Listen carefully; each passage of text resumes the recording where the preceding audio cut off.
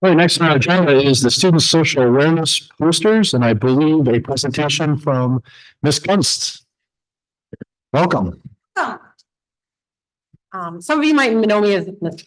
Benook instead of Ms. Gunst. That was, I'm sure Sherry Kenward put me on as Gunst. So I teach graphic arts at Anchor Bay High School, and this year we got together with the other graphic design and graphic arts teachers throughout Macomb County. We got together and we decided that we wanted to do a little friendly competition amongst our classes. So each school was allowed to send in 8 entries. The students were asked to design a poster that had some sort of social awareness theme. The students were allowed to choose the theme. We left it kind of open-ended to see what the students would do. They had their choice of mediums to create their posters in. The students could have hand drawn it themselves and then edited it in Photoshop. They could have taken different images, photo melded them together in Photoshop, or they could have used Illustrator. Those are the different softwares that my student used. We entered all 8 posters. I had over 36 students enter the contest.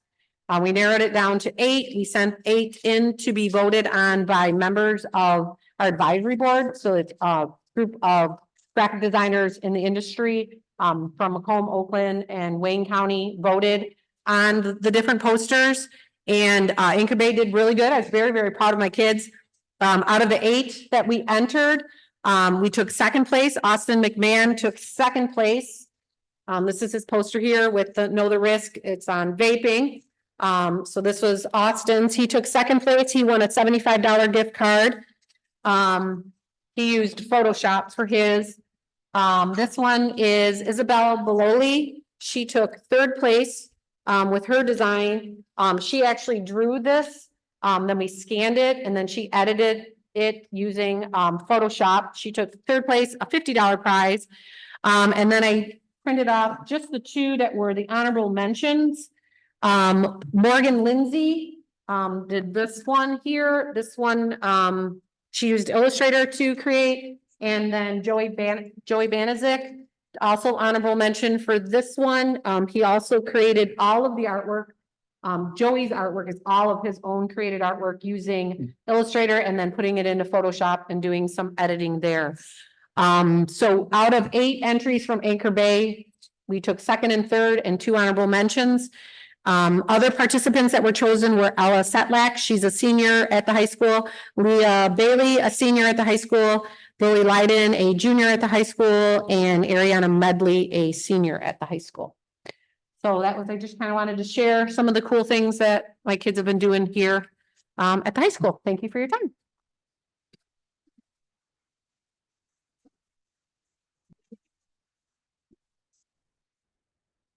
Thank you. Excuse me, to item F, we have some retirees that are likely in the audience and we want to take a moment to thank them for their years of service. So handling that task would be Ms. Gonzalez, our Director of Human Resources. Good evening. So as I call your name, if you could come up, I'd appreciate it. So I'd like to start with Jane Morgan. She is one of our school psychologists. She was hired into Anchor Bay in September of 1991. Jane is the voice of reason during difficult times. She supports students, staff, and parents working through their tough situations with positive outcomes. Throughout her career, she worked to stay up to date on the latest of research and worked as a college instructor, bringing back new techniques and approaches to our Anchor Bay classrooms. Jane is well respected by her peers and will be sorely missed.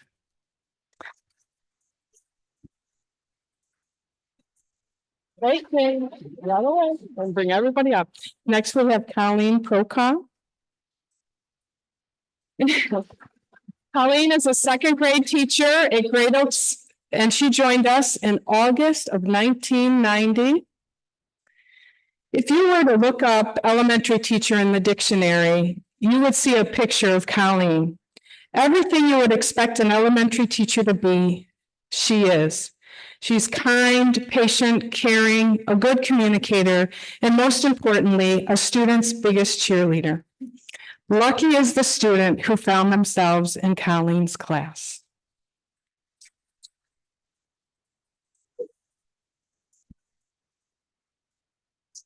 Next, we have Deb Fatu. She's the media para at Mildred Elementary.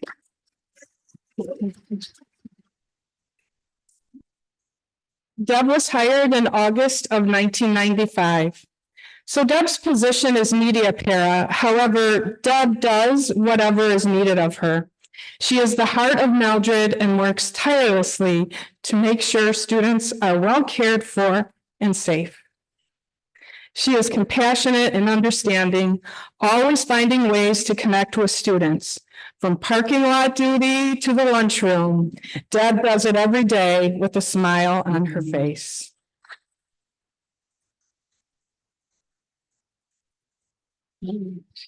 Angela Coleman, our office manager at Lottie Schmidt. So Angela joined us in January of 2001. Angela is the anchor of the building, the go-to for all staff, and I know for me when I visit the building.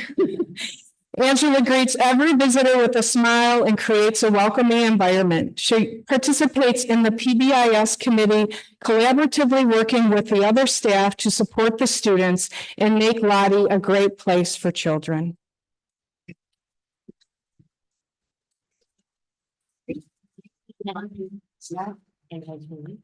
Oh, okay. Correction. She was hired in 99, left and came back because we're so wonderful. Okay, Denise O'Hearn. Where's Denise?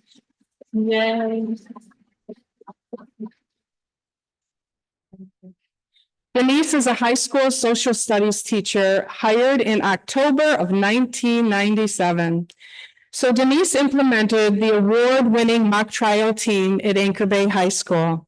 She was instrumental in developing the curriculum for several classes, including government, economics, and most recently, the Intro to Law class. Denise has a love of baking, always bringing her latest creations to the other staff. Thank you.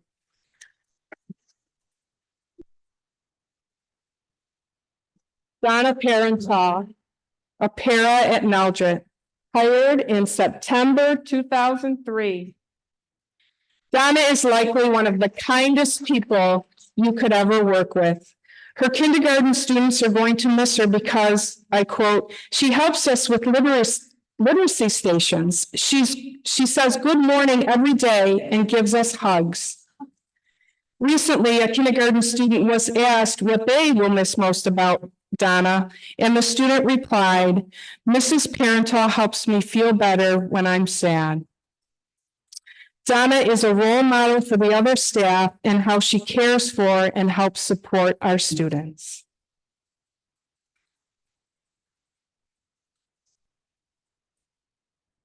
And then we have Mark Patty, social worker, Middle School North.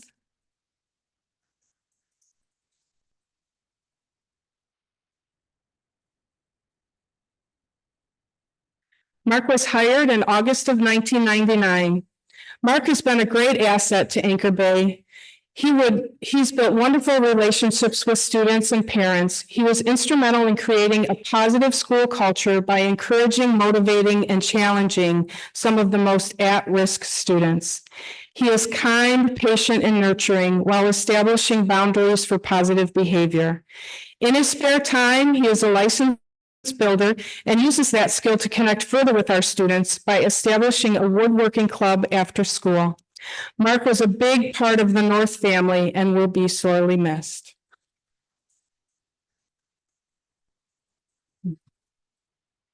Today marks a significant milestone for these retirees. It is a moment filled with mixed emotions, a bittersweet symphony of nostalgia for the memories that have been made and the excitement of their next adventure. On behalf of Superintendent Jankowski and all the administrators, I would like to express my sincerest gratitude to each of you. Your unwavering support for students, camaraderie, and friendship has left its mark on the Anchor Bay School community. Congratulations and best wishes for a long, happy, and healthy retirement. And remember to stay in touch. Thank you all. Thank you.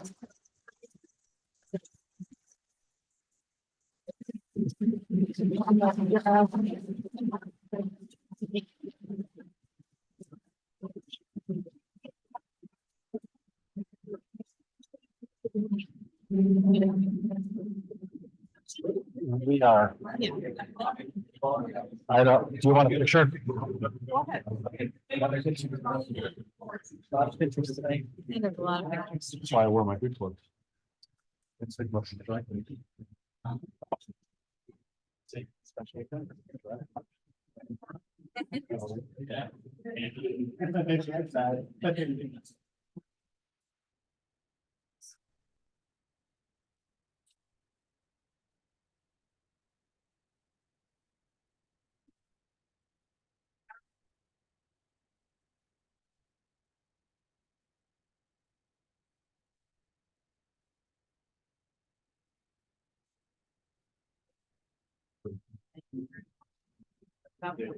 you so much.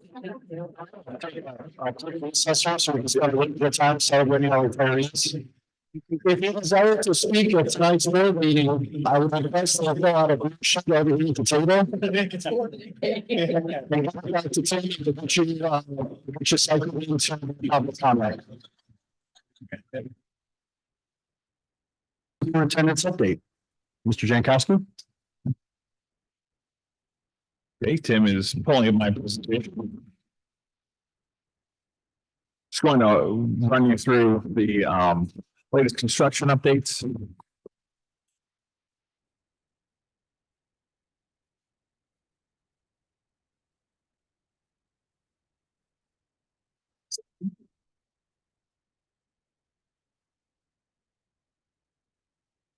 So this is the exterior covered area that's for the construction class, so that is in place, so they are continuing to work on the CPE additions.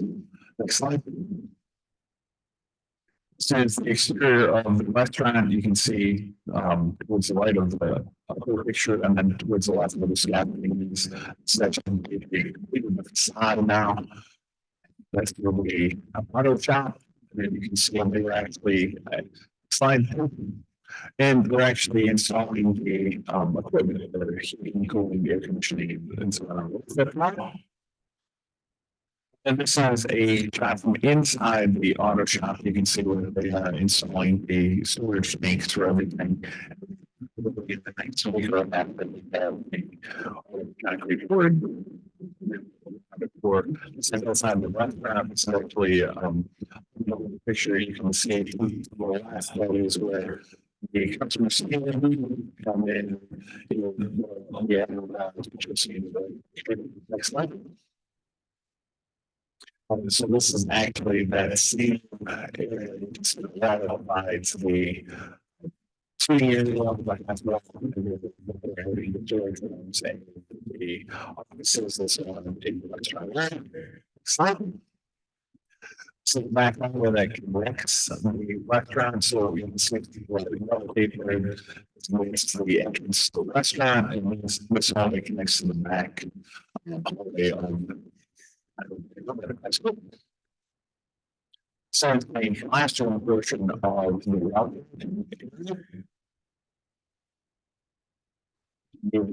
Like shop area of the welding area.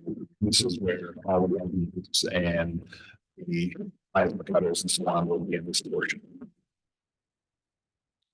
Since the end area, you can see the starting's going in. It's probably complete by now. This will be installing flooring, and this will be for the new engineering or the added engineering classes. This is the storage area that adjoins the land rooms. And this is the other side of the wall. This is actually the teacher workroom for the engineering wing. And again, it's been painted, ceilings are going in, and then flooring and all the technology will go in for that workroom. So the broadcast area, and so what you see is we're going to subdivide the class and put in a control booth and everything. So this will be now for our new, it's in the same location, but it will be for the broadcast class, so that they can actually have a separate classroom control group and set area. And this is the health occupation. So all the plumbing, I'd shown you in previous meetings, kind of the trenches that they cut for the plumbing. So all of that is in place. Next slide is just, it's close up of basically all that. So those will be as individual, hospital suites, so students can then get their practicum hours and, so that they can qualify for certifications in a hospital-like setting. Then this is one of the, career office areas in the wings. And so what you see is where gentleman on the right is standing, that is the entry way to the offices. Where he's standing is actually the collaboration area for students. Then the secretary would be in that center. Assistant principal's office is to the right. To the left, the gentleman is standing. That wall, when as soon as school ends, that wall will come down, and then that office, there's a third office for a counselor that will then extend out into that hallway. Where we are now, so right now we are working on the replacement of the fire alarm. And part of that, we had a meeting, Corey had a meeting with the fire inspector yesterday. And essentially, up to 2 floors in the high school will be off limits while we're changing over the fire alarm and all of the construction and all of that. We received more good news that Semco has, they're going to award us about $135,000 rebate. They're going to present it next month at the June meeting. And that is for the energy savings portions that we have done by updating equipment and so on. So we will get that. They will be here to present a check the next month. So phase 3 is currently out to bid. This one went over at the last meeting. That will be awarded at the August board meeting. And then construction is slated to start in September for that. And then everything will be wrapped up at the high school for the first complete phases of the project in August of 2025. Program updates, that's part of what's on the agenda and what all of our, what this will now be 12 meetings that we've had that will discuss this. Next slide. Again, the first step in this, and we'll talk about it when we look at the schedule. So originally our forecasted utilization, that was before 4 large factors now.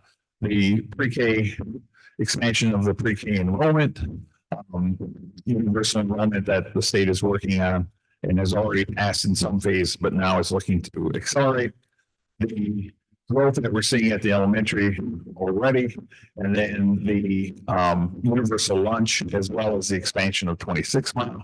I don't know if those of you that came over, you can see the sewer and pipes and everything are in place for that to just on the east side of the bridge to get the water and sewer in place for that. And so our, again, just to rehash what we've talked about the last 2 board meetings and all the committee meetings, our utilization will be not in alignment with our needs at that point. So then the proposal is basically the first phase of that is to realign middle school grades. So then we can have our pre-K line utilization will drop to about 92%. We'd be able to service more members. Elementary, that would provide more room for growth and to right size the programs. And then middle school would also move from about 58% utilization to about 90%. Like increasing our total utilization to 84% and basically right sizing the community. Next slide. And again, this was shared. This is common in other districts that they have done this. There's about 191 different buildings and so on that have a different configuration for 5th, 6th, 7th, 8th grades and so on. Some are 5-6, some are 5-7, some are 4-7, and so on. Next slide. Our plan for specials, all students would get. Basically, we have a rotation of specials. We would include life skills and swimming would be a portion of that. So then students would get 2 rotations to each of these. As I've been going around the buildings, meeting with the individual staff as they do every year. Specials teachers have been talking about how a lot of opportunities that they can have for kids. So now, especially if you were a student, you're seeing art twice in the year. So the first time you see it, we can now build on that. They would actually get double the amount of time because if you count the number of days, they have it 1 day a week roughly.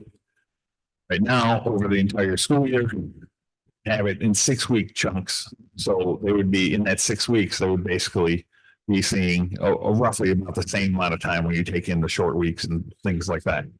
So they would have 2 rotations through that. If they, and this would allow us to offer 5th grade band would replace one of those lines. So where you see like group A, where it says phys ed is the top line, arts the second. And we would be able to replace the phys ed line over the art line. So then students would still be able to get all of their rotations and band. Next slide.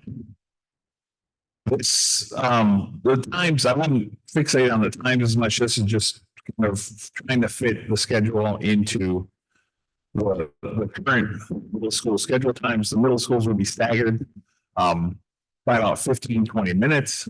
And the plan would be for 5th grade, ELA and social studies would be a block. Math science would be a block. So they'd have 2 teachers, one for the ELA block, one for the math block. And a lunch with a recess, then band and phys ed. So 2 of those lines of the specials. And then in 6th grade, so it would be a good transition from having just 1 teacher to having 4 teachers. And then 6th grade, it would pretty much be your standard 6-period day, but 6th graders would still get lunch and a recess as part of that. Timeline. So this is not, doesn't adjust the timeline much from where we were. If you look at where it says middle school reconfiguration, this would take place for fall of 2025. And then we basically we were going to move originally from the high school to the elementaries. We would bump that back a year. So that would allow us to redo, to make the 5th grade classrooms at North, to upgrade those classrooms to do a band room. We need a larger band room at South. And then begin some of the work for the expanded early childhood at Lighthouse. And then you can see the rest of it. This, just a reminder, the bond carries out to 2033. So then in 2027, we would look at redistricting. And then that would go into effect the following year. And then 2028, we'd look at, we have some more information on where 26 Mile expansion is. Well, if there's significant development, and then we can make the decision on whether McDonald opens at that point. And then the Lighthouse would be ready to become the early childhood center at that point. And then at the end, so for Lottie, it's always the question, Lottie would be right around, we'd have to make that decision on Lottie right around 2030. As hard as it seems to believe that we'll be in the 2030s at that point. Questions? Okay, thank you. All right, so if the board doesn't have any questions of Mr. Jankowski, I will move on to item H, hearing of the public. Those who wish to address the board on the agenda may complete a brief request stating their name, address, and the subject of their comments. Remarks about specific employees should be directed to them personally and not included in the public forum. For policy, each person will receive 3 minutes to speak to the board. The administration will follow up with any concerns that require following up within 48 hours of the meeting. So give me 1 second to get these filled into the process here. And I will apologize in advance if I mispronounce your name. This one seems to be pretty simple. Kevin Krula. And we'll speaking kind of in a consecutive order, would be okay if we started with John Gallagher. So we kind of just did our based on that. Kevin's like the 4th one. Second. So I reorganized these into my athletic concerns first. They like to say that athletic, but John is the lead on it. Okay, so I got John. Let's go with John up first. Is that your desire? I'm on work with you here. So I got John. Who's next? All right, Julie, you guys have an order here, so who next after that? All right. And then Terry? Okay, got it. So no issue with that at all. So let's go with John Gallagher.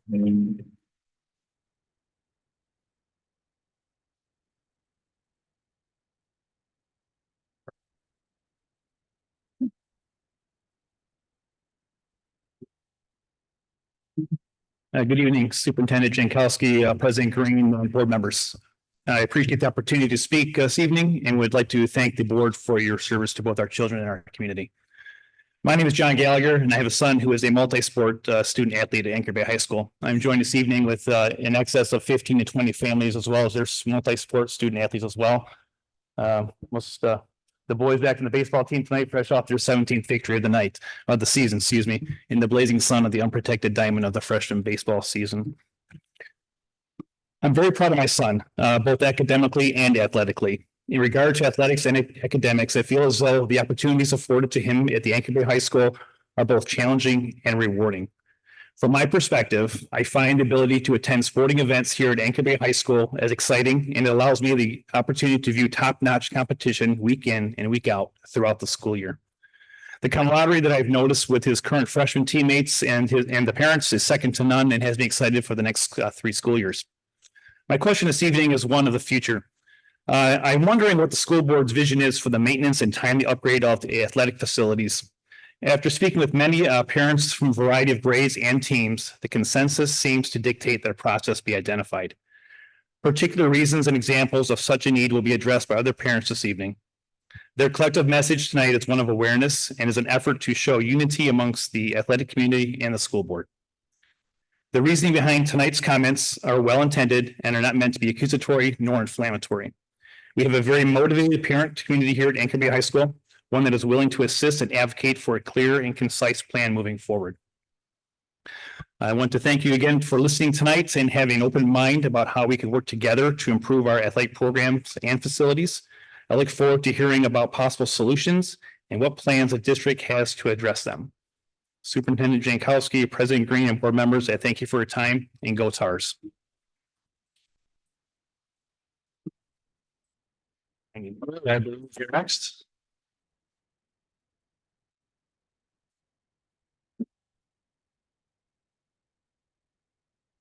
Good evening. My name is Julie Domi. My address is 37668 Matty Court, and I'm here to represent the Anchor Bay High School baseball program. I have 2 sons, twin boys that are juniors at Anchor Bay High School. One of them plays both football and baseball, and the other one plays football. I'm going to speak specifically about some of the issues that have affected the baseball team. The baseball field has needed attention for years. The administration has known about it, that it has been severely neglected. Varsity has only had 3 home games this season because of the outfield has been underwater and unplayable. The entire field, the infield and outfield, needs drainage put in. It's been a hazard for the kids. There's been so many injuries too, including my son twisting his ankle because of the unlevel just field and the condition of it.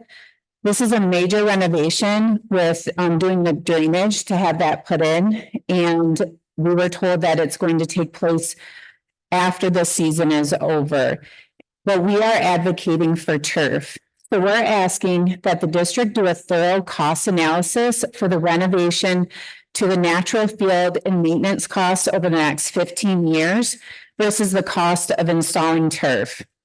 Many surrounding districts such as St. Clair, Marine City, Utica Community Schools, Romeo, Dakota, and Armada are making these improvements, and we don't want to be the last ones to do so.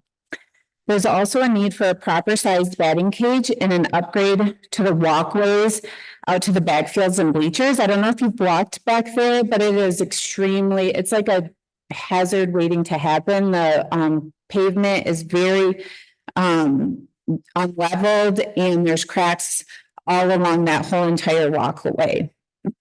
The foul nets need to be repaired and extended to be functional height. This area of the campus has been untouched since it's been built 20 years ago and has resulted in major decline. Thank you for listening and considering this.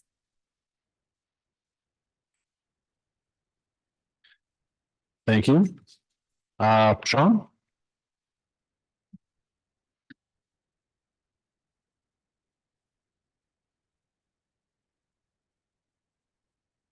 Good evening, board members.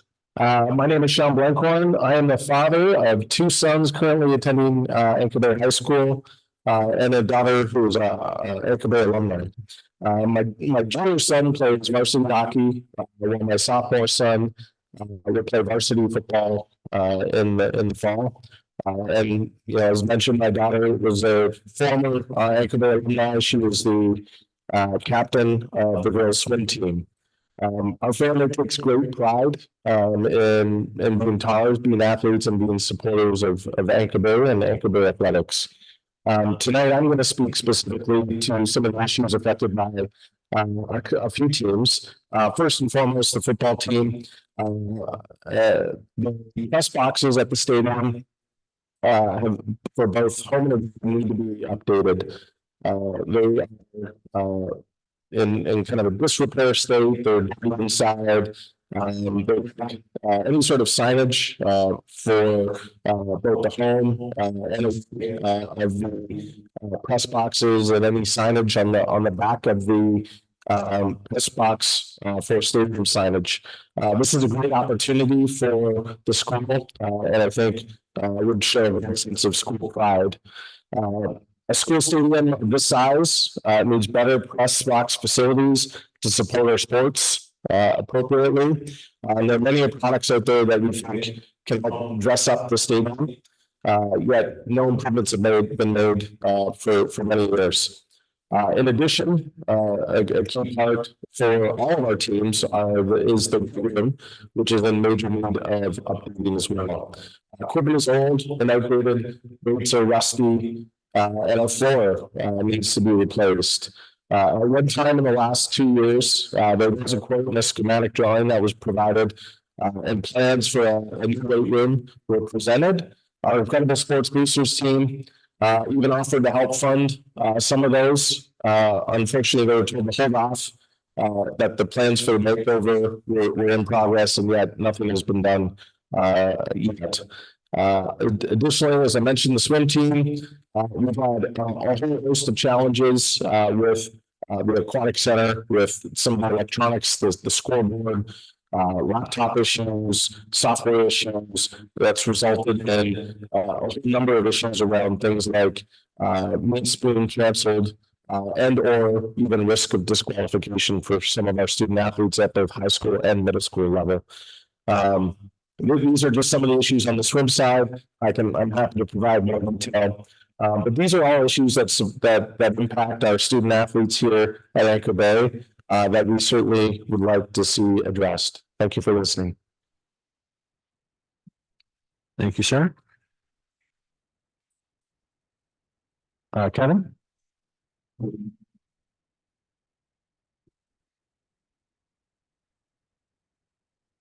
I have to get it to the second. Well, thank you, board, for giving us this opportunity to speak tonight. Thank you, families, parents, and kids. Obviously, great job, sports.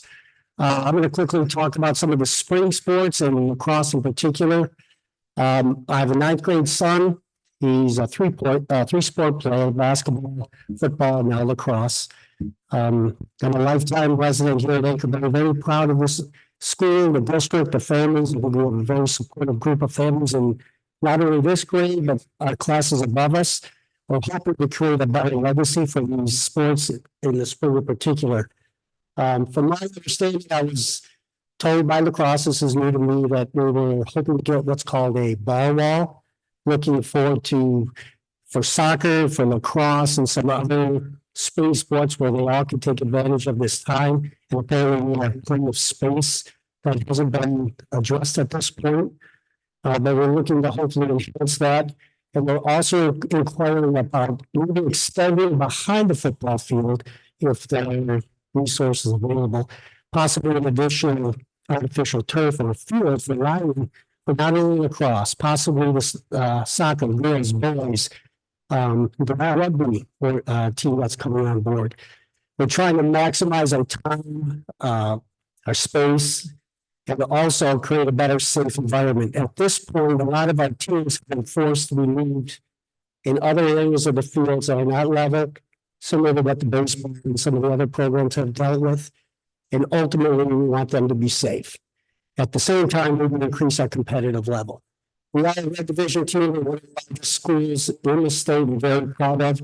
We're hoping that our sports programs can elevate to that level as well. I think we're on the right track. And we're just hoping we can continue this. Lastly, a sticking thing for all sports fall included. We're looking to hopefully get consideration for an alternate or an additional building on the visitor side for not only locker room or visiting teams to come in for inclement weather. Other programs locally, I don't want to, like Dakota, but under the stadium seating and preparations for bathrooms. For example, this fall, I believe Anchor Bay even had a penalty because we couldn't get our teams back in and out because of inclement weather coming up and down. Obviously, safety becomes an issue at that point, running up and down cleats. So any of those kind of considerations or thoughts that can be entertained, all of our sports, fall, spring included, would be greatly entitled and greatly appreciated. But I appreciate your time. Thank you, and go Tires. Thank you.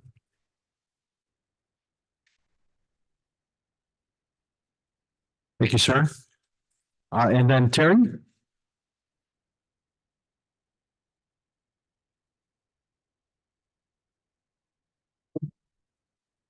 Hi, my name is Tara Patou. I have 3 children, a daughter that graduated in 2022, a son who's a senior and graduating next week, and a freshman son who plays baseball and football for Anchor Bay. I am a current Anchor Bay Boosters board member, and I have been nominated to be vice president of the Boosters this upcoming year. We have a very strong sports boosters program here at Anchor Bay. We are willing to help and possibly even fund some of these issues that were brought up tonight. We also have a very motivated parent group that has offered to donate their time to help whatever they can do to make some of these things get pushed through. As mentioned earlier, the list is long and there are many items that didn't get mentioned tonight. Some things as simple as the website. The athletics website is not up to date on a regular basis, and it's really a shame. The record boards are out of date. Our student athletes accolades are not being posted on them. So those are some simple fixes that we feel they don't really cost any money to fix. I want to thank you for listening tonight and having an open mind, and we look forward to working to improve our athletic programs. We look forward to hearing from you on any ideas the district may have. Thank you for your time. Thank you. I definitely appreciate all of our sports parents coming out. Obviously, a high school the size of ours, we want to have those nice facilities and we want to be competing at the levels of all the schools that you guys already listed. So I think the board probably appreciates more than we're showing everybody coming out and talking to us today. I am going to tell my next person that's requesting to speak, Emma LaPlante.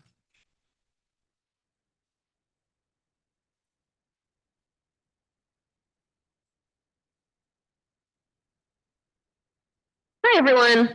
So my name is Emma LaPlante. I am a graduate of Anchor Bay High School. I attended both McDonald and McConn's Elementary Middle School North and then Anchor Bay High School.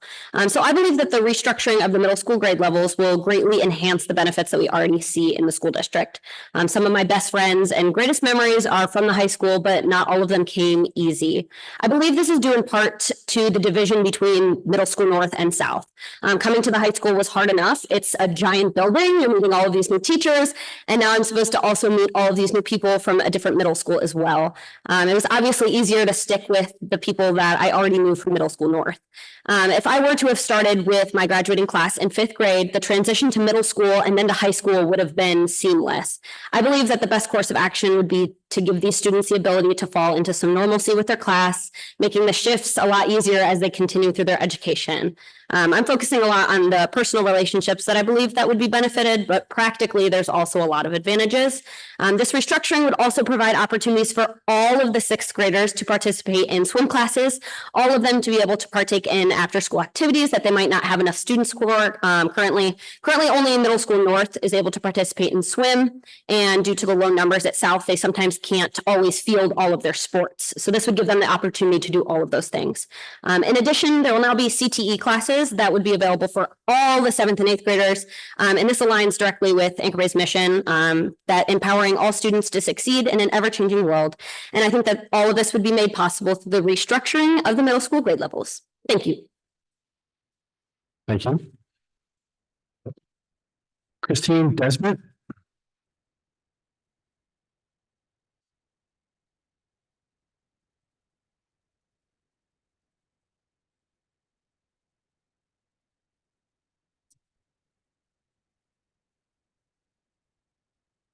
Hello. So I feel the decision's already been made, but as a last ditch effort, here's what I have to say. When I purchased my home in 2015, a major deciding factor in purchasing a fixer-upper was the proximity to the schools my future children would be attending. When I learned my oldest child had life-threatening food allergies, I was very nervous about sending him to school, but was assured by the principal that they would call and I live close enough, so if anything ever happened, I'd be able to get there. Every day I worry that something as mindless as a teacher or a classmate eating something containing peanuts and then touching an item, a door handle, the playground slide, pencil, paper, etc., and then my son touching that item has the potential to cause my son to go into anaphylactic shock. Right now, I can get to him in 2 minutes. If he is all the way at Middle School South and I hit no lights, there's no traffic, Google says I can be there in 7 minutes. I drove the route at pickup time today. It took me 15 minutes to get to the school without all the other parent pickup drivers from the north area driving in the same direction. Those 13 extra minutes could be the difference in me being able to see my son alive being loaded into the back of the ambulance or not being able to see him at all. I also have a daughter who was recently officially diagnosed with asthma. Prior to this diagnosis, she spent at least 1 week a year since birth in the hospital under intense treatments for pneumonia and respiratory distress. I have been to the school more times than I can count this year to administer breathing treatments for her when the office calls me and tells me she's struggling to breathe. She does have an inhaler at school for emergency use, but I was told by her pediatrician that at this age, an inhaler is not as effective, and that I'm also relying on non-medical personnel to properly administer the medication. I know my children are not the only children in the district who suffer from asthma and have food allergies, and I'm thankful that it isn't anything worse than that. But until they're your children, you cannot fully understand the situation and the added worry this change causes by them being further away from you. A great example of this is last year when my son's kindergarten teacher decided on her own to feed him food that was not approved by me. At a recent PTG event, another mother argued with me that my son could eat all the food provided because it didn't contain peanuts. I educated her on food labels and that peanuts are not the only allergy out there. This specific item was processed in a facility that also processes peanuts and tree nuts, in addition to containing the top 8 allergens, all of which my son are allergic to. If this change goes into place, my children are going to be moved further from home. What are you going to do to ensure their safety when I cannot get to them in time in the event of an emergency?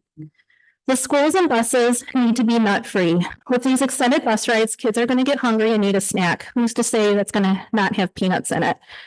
The bus driver cannot possibly keep an eye on every single child and also keep the bus on the road. If you're going to have this change, there should be medical personnel at each building and more adults on the buses to properly administer life-saving medications. I emailed all of you of my concerns and received generic responses from 3 of you that did not address my specific concerns. I was told I needed to accept change. This has absolutely nothing to do with accepting change and everything to do with the safety of my children. There's been a lot of Facebook chatter. A lot of valid questions have been asked and not really addressed by any of the presentations. For example, on my test drive today, I left the school parking lot as the number of kids walking out began to dwindle. It took me 20 minutes from the official dismissal time at South to get back to North, again, prior to any changes in additional drivers. That would make me late picking up my kids at North. This change does not work with families that have more than one child. Please truly listen and consider all those parent concerns before making your decision. Thank you. Thank you. Melissa Larson.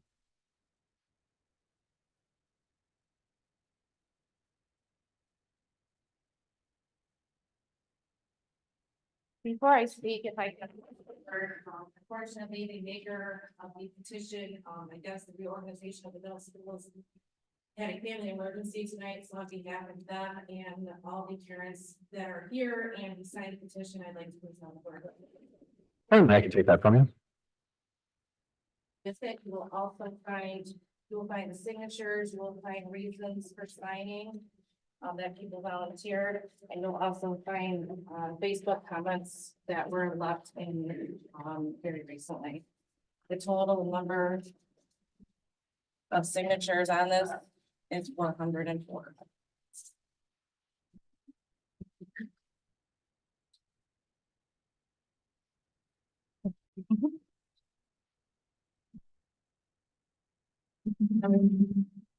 Thank you.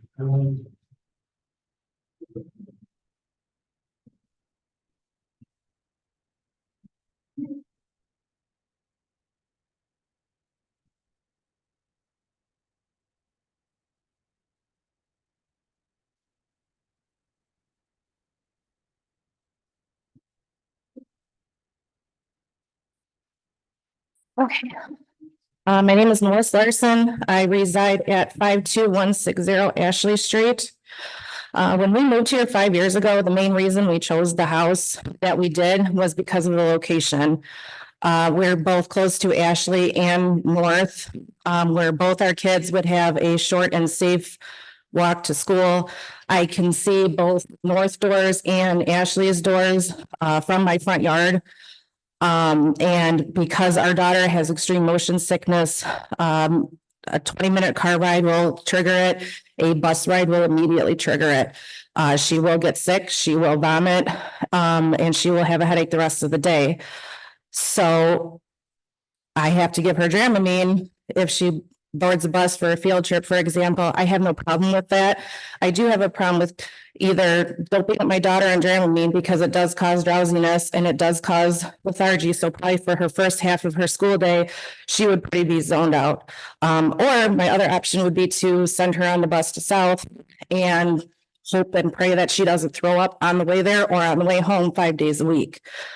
And this argument would be the same if we were at South. Had we found a house near South, purchased it for, the reason of location, I can see my kids are safe.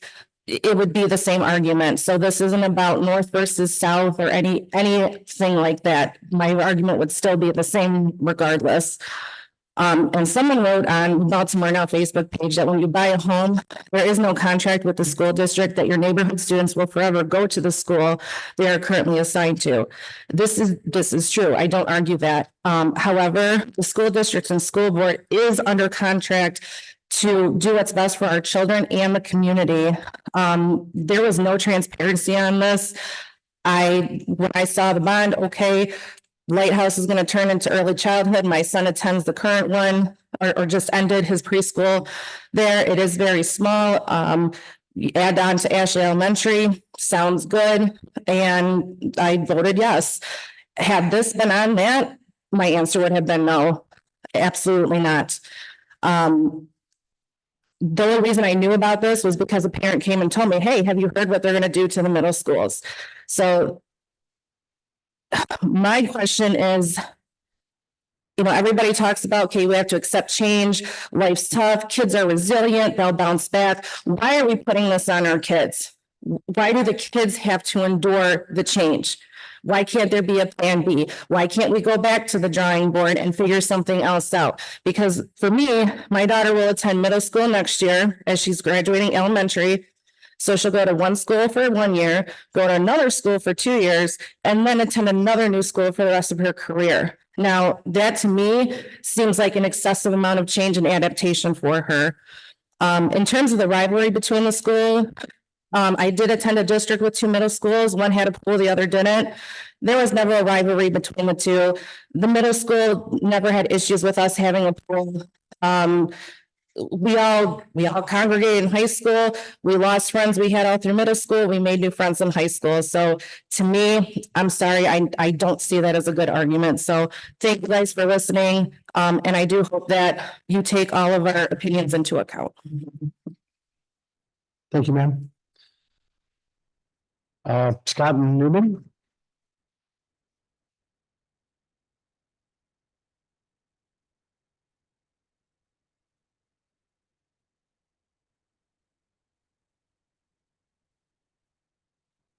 Good evening, board members. Thanks for giving me the moment to speak here. I'm gonna keep it short. First of all, I hate public speaking, so. I love the fact that you guys do the Pledge of Allegiance. I love that they do it in the schools. It's nice to see. I know all districts don't do that. I did want to come before you guys and address the grade restructuring. I understand the positives of what you're trying to do. I do. I know you want to add programs and, you know, do things like that, but I can't get on board 100% with the changes. It's too much upheaval for the kids, and logistically for the parents, it's going to cause a ton of upheaval for them. I mean, geographically, you look at our district, we got a giant lake in the way. It's not conducive for going from one end to the other. There's two good roads. What do you got? Callens and Jefferson. What's going to happen when Jefferson gets resurfaced? It's going to be like when that bridge was out. So how are we going to get back and forth then? Everybody's going to be on Callens. You know, what's that going to do to our commute times? Perhaps moving up the redistricting that we're already well overdue for, maybe that would be a better option, and maybe that would alleviate some of the issues that we're trying to address by doing this restructuring. I don't really think that people in the district have a great grasp on what is happening. In talking with our neighbors across the street in the subdivision, some of them had the same reaction. What? Really? They're going to do that? Yeah, I think the more people know about the restructuring and what it's going to entail, the more your support is going to kind of drop off for it. So what I'm asking you guys to do, we asked at the first meeting at Ashley for you guys to do a parent survey. I would ask that you would delay the vote on this issue until a survey can be completed of all the parents. It doesn't have to be super complicated. Every kid gets a survey. Every kid is one vote. If houses have 10 kids, they'll get 10 votes, but let's at least put it out to the district and see exactly where things stand before we go ahead and commit to moving ahead with this. You know, if the majority of parents are in support of this, great, so be it. Then we're going to do it. But until we know for sure, I think that the board owes it to the community to at least try and find out exactly where everybody stands on this. That's it. Thanks for your time. On a side note, the urinal at North at the football field is extremely high. And I don't think those kids are that tall. So maybe somebody can drop that thing down a little bit, because I mean, I'm not short and I had an issue with it. So thank you. Thank you, sir.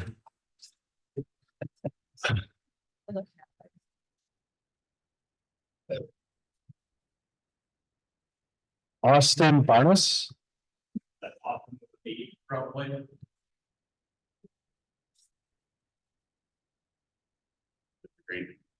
I'm sorry.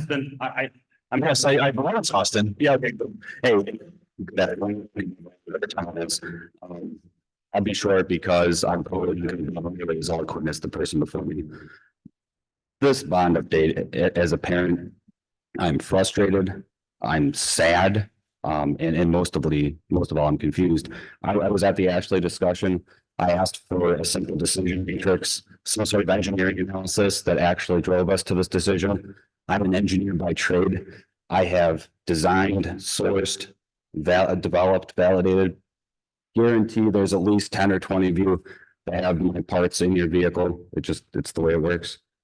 I think that is how, if you're going to roll out a change such as this, you have to overwhelm people that it would be repugnant not to do something like this because of what we're talking about, which is little children. Lastly, I get every single voting day off, and I'm going to make sure that I'm present at every single election, re-election. And for those of you that are in favor of this, I will be there politically, in New Baltimore, Lighthouse, Ashley, North. If you want to run for city council, you want to run for mayor, which parents are the most upset? Which parents are going to elect you? That's a promise. Thank you very much. Thank you, sir. Kathy Lehman.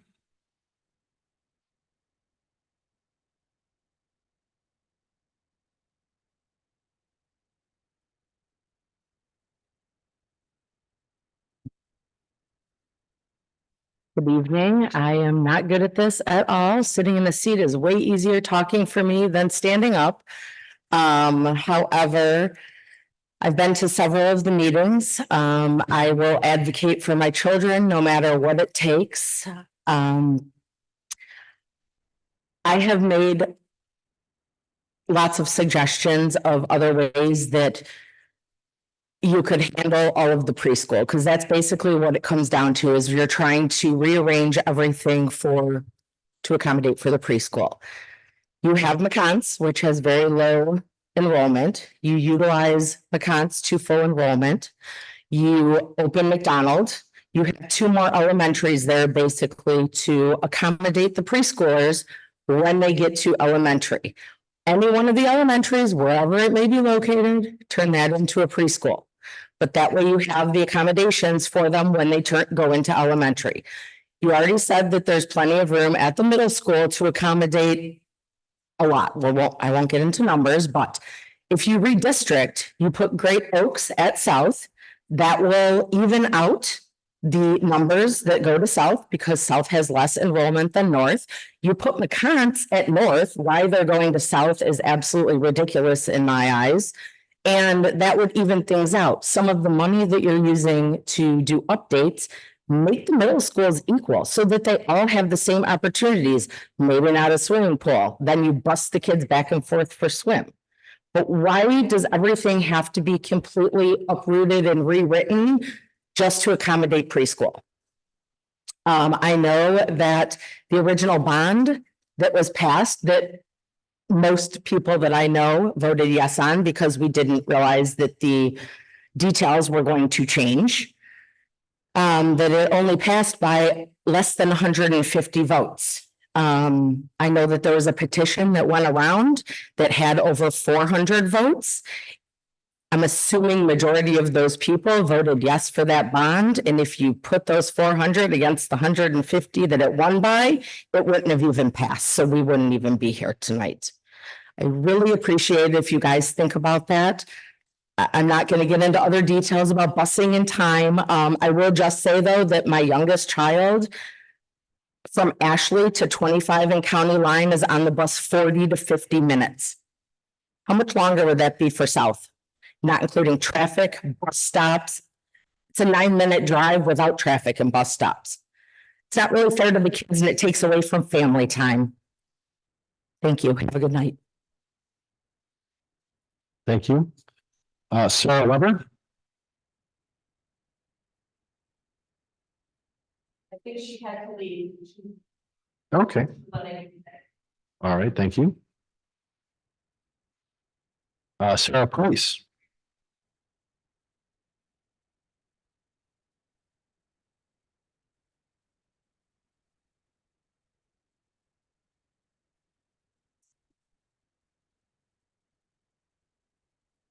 All right, good evening. My name is Sarah Price and I'm a parent of 2 elementary children in the district. I'm addressing the board tonight to share that I'm not in support of the proposed reorganization to the middle school. When we met at the school level meeting, the superintendent kind of started out the presentation that there was a testing gap, with the 6th graders. And I'm not really sure how that won't still happen when 4th grade moves up to the middle school. If the resolution was suggested that social workers and other psychologists and stuff would be available, then I'm not sure why that isn't already being implemented to help out the 6th graders when they get to the middle school. Let's see here. I've not heard once really, and I kind of echo the gentleman about the engineering. It's not really being presented and how beneficial this is and how great these kids are going to do when they're, in these different type of learning environments with like the 5th and 6th graders. It just seems like it's trying to solve a problem that I don't really think exists.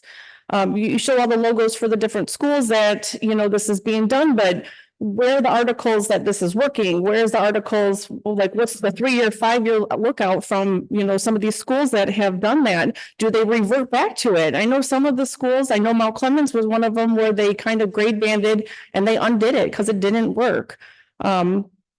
It just seems like disrupting all of the elementary and middle school students to make the utilization different or the redistricting. Like I'm not totally familiar, but I know one of the schools in the north is going down to south. Yeah, that doesn't make sense. I'm just not sure why that could still take place. I'm just not sure why upheaving all of the elementary, middle school students to go bam, bam, bam, bam, bam is gonna be best for everybody here. My daughter right now is completing fourth grade. She's gonna turn 10 this summer. And I just can't imagine, in a year from now, other parents that have 10-year-old kids that are gonna be ready to go to middle school. That's a huge step. And I just don't think that they have the emotional capacity to go out to the middle school just yet. I also, to echo some of the other parents, I've purchased my home in the neighborhood knowing that my kids are gonna go here and here. Even before they even went to kindergarten, I'm telling them, yep, we're gonna go to middle school here. You're gonna go to kindergarten here to get them ready. I would like for them to be able to walk home and I don't want them just to only be near me through sixth grade. That's not what I bought my house in this neighborhood for. I'm also curious too, if the school districts requested a traffic pattern analysis, because I know trying to turn left from Green Street or from 23 Mile onto Jefferson during rush hour, that's crazy. Trying to turn left off of Green onto Ashley in the morning is hard enough, during the rush hour. And when you're thinking you're going to have all these people moving from the north going south and south going north, I agree that it's not just the 9 minutes that was told to us on how far these schools were apart. It's going to be a huge time gap to get from one side to the other. I just want to implore the school board to listen to the voices of the community, to the voices of the people that elected them to represent us. And thank you for your time. Thank you. Angela Fresh.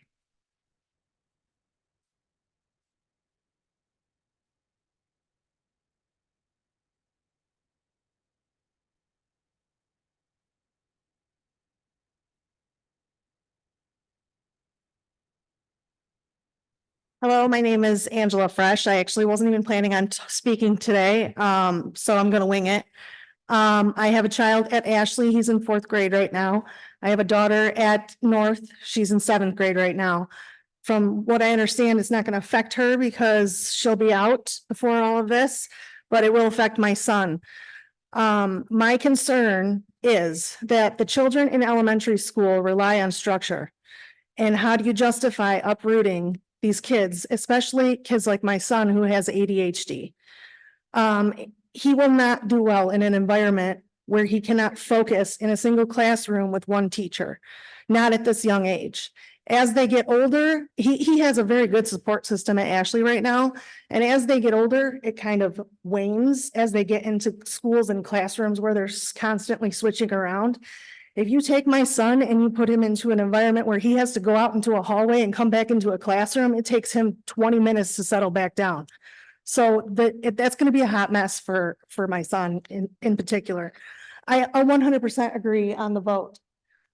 I don't understand how there wasn't a vote. I actually just found out about this within the last 3 weeks or something like that. I work in advertising. I'm on social media a lot. So I started reading all of the things that were going on. And I was like, what? Just like everyone else, I had no idea that this was happening. The last I heard was that Ashley was going to be enlarged. And I don't even know where that fell off the radar to make the school bigger to accommodate the children. Not to mention the busing situation and the forecast that you guys were looking at that has determined all this information. I'm just wondering where that information came from. And if those kids actually are planning to go to public school, or is it that's the age of children that are coming into the district? Have they said that they're going to be in our school district, or are they just kids who live in this city? So I was curious about that information as well. There's probably 100 other things, but because I'm winging it, I don't really know what else to say, but I just hope that the parents are heard and that there can be some kind of situation where that there's a vote, because I think you'll be surprised. And also my daughter is in seventh grade. She goes to North, she is able to go into the swimming class and she would rather die. So she does not want a swimming class. And it's like, we have a lake. So I don't think that even should play into the situation at all. So thank you for your time. Thank you. Abby Sandusky.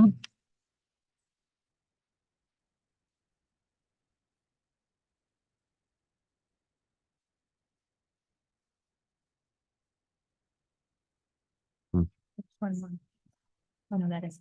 Hi there. I too was not planning on speaking today, and I even put in a late entry, so I do appreciate you giving me the ability to speak up here, the time to speak up here. What my concerns are the continuous contradictions we've heard throughout the informative meetings. I feel personally that the narrative has changed a lot to fit your agenda. And I know I'm not going to beat a dead horse here, but we hear continuously about the increased drive times, bus, things like that. I want to go back to the original bond, and you had 5 key elements. Number 4 was reduced bus times. And now whenever we bring it up in a meeting or somebody brings it up online, you dismiss it as, oh, it's only 10 more minutes. When a lot of us have driven it, it's much more than 10 minutes. For driving parents, it's 10 minutes 4 times a day. So there's the first contradiction. The second one we always hear is, all we're hearing is positive feedback. Again, that's not true. If you go to social media, you'll see that a lot of people are opposed to this. Up here, we have much more opposition speaking than people for it. Consider the original bond, considering the original bond barely passed by 150 votes or less than 150, from what I understand.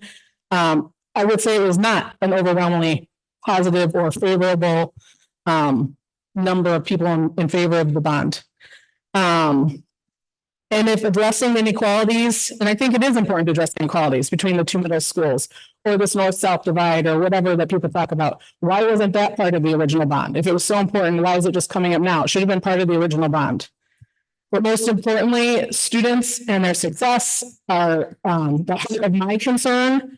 I'm curious, and you don't have to answer me, how many of you actually did individual research on how frequently changing schools in a K-12 educational setting affects students and how they thrive? Because I did. There's studies that have been put out by Harvard and Yale that show that it can have negative impact, as well as I'm going to quote one here from Cleveland Clinic that yes, students will survive, but will they thrive? It's unknown. There are a lot of things. The literal title of this study is, are there negative impacts on children who change schools during K-12 education frequently? And this is what they found. There's academic disruption. Moving to a new school can disrupt a child's academic progress. Different schools have different curricula, pacing, teaching, making it challenging for a child to catch up or adjust quickly. Social adjustment. Changing schools results in losing established friendships and the need to form new social connections. This can be particularly challenging for children who are introverted or find it difficult to make new friends. Emotional stress. Changing schools, including leaving familiar surroundings and adjusting to new routines and expectations, can be emotionally stressful for children. They may experience anxiety, sadness, or sense of loss. Loss of continuity. Continuity in education is essential for effective learning. Frequent school changes can disrupt the continuity of a child's educational experience, making it harder to build on previously learned knowledge and skills. Identity and self-esteem. Children often identify with their school and peers. Changing schools can challenge their sense of identity and self-esteem. They may feel like outsiders in a new environment. Educational gaps. In some cases, school transfers can result in educational gaps where essential topics or schools are missed or repeated and can affect a child's long-term academic performance. Behavioral changes. Stress of changing schools may lead to changes in behavior, including withdrawal, acting out, or a decline in motivation and engagement. So clearly, there are a lot of negative. Will students survive? Yes. Will they thrive? Some will, but some will have much more of a negative impact than I think we all realized. Personally, I think your minds have been made up. And I say this because when I was at the last meeting at Lighthouse, I point blank asked, if this does not pass today, what is your plan B? Mr. Jankowski, you kind of stumbled and said, we don't offer preschool. That's our only option, offer preschool or don't. There's no other in between. I find that really hard to believe. So I'll conclude by saying, stop making the almighty dollar drive all your decisions and really think about what's best for the students. If, because we have so many school choice, and I'm not against school choice, but it should be limited when it starts impacting our own the utilization or capacity numbers that we can't then offer preschool to our own anchor-based students. So that's all. Thank you. Thank you.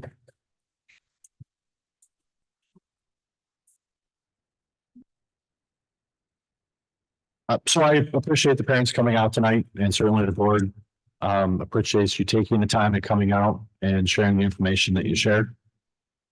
And we're going to continue on our agenda to item 1, communications. The consent agenda, items on the consent agenda of a recurring nature and are voted on as a single item. Any board member may request an item be removed without a vote of the board, and it will be discussed and voted upon individually. The recommended action is that the board approve the consent agenda, meeting minutes, personal report, financial reports, and bills payable. I will entertain a motion to that effect. So moved. I'll second. Motion by Ms. Knox, supported by Mr. Moses. Call the roll, sir. Ms. Knox. Yes. Mr. Moses. Yes. Mr. Drew. Yes. Ms. Brockmeyer. Yes. Mr. Vinatieri. Yes. Mr. Richards is a yes. And Mr. Green. Yes. Motion carries. All right, now, that's the first item up is the MASD budget resolution. At the last meeting, Ms. Berkman made a presentation with the indications of attending the Macomb County ISD's presentation that she shared with all of us. So at the 24th annual meeting of Macomb County School Boards, the MISD budget was unanimously approved. Under new ISD legislation, the general fund operating budget must be approved by each individual school board. The deadline for this resolution is June 1st, 2024. The recommended action is that the Board of Education either approves or not approves the MISD budget resolution as presented. So I will entertain a motion to either approve or not approve the presented budget. I'll make a motion to approve it. I'll support. So we have a motion to approve on the floor by Mr. Moses and supported by Mrs. Berkmeyer. Is there any discussion on the motion? Hearing none, I will call the roll again, sir. Mr. Moses? Yes. Ms. Berkmeyer? Yes. Mr. Drew? Yes.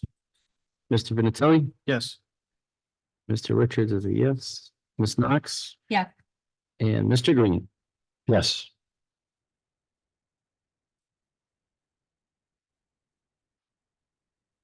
Mr. Jankowski, you didn't need to read that entire resolution, did you? I didn't think so. Okay. Thank you. Item number 2 is policy second reading. The board was provided with policy updates. The policy committee met for the following policies. Policy 1001, organization and functioning of the board. And including in that topic was a reimbursement of expenses and indemnification. Policy 2003, educational records. Policy 2005, communication. Policy 4004, evaluations, discipline, and discharge, resignations. Policy 4005, other matters of employment. Policy 6006, tobacco-free environment. Policy 8001, acceptable use. And policy 1002, Americans with Disabilities Act, also known as the ADA. Section 504 of the Rehabilitation Act of 1973, Section 504. The recommended action of the administration and the policy committee is that the board approve the policy updates as presented. And again, this is the second policy reading. They were already read once. I will entertain a motion to that effect. So moved. I'll second. All right, I've got a motion from Ms. Knox, supported by Mr. Moses. Any discussion on those policies?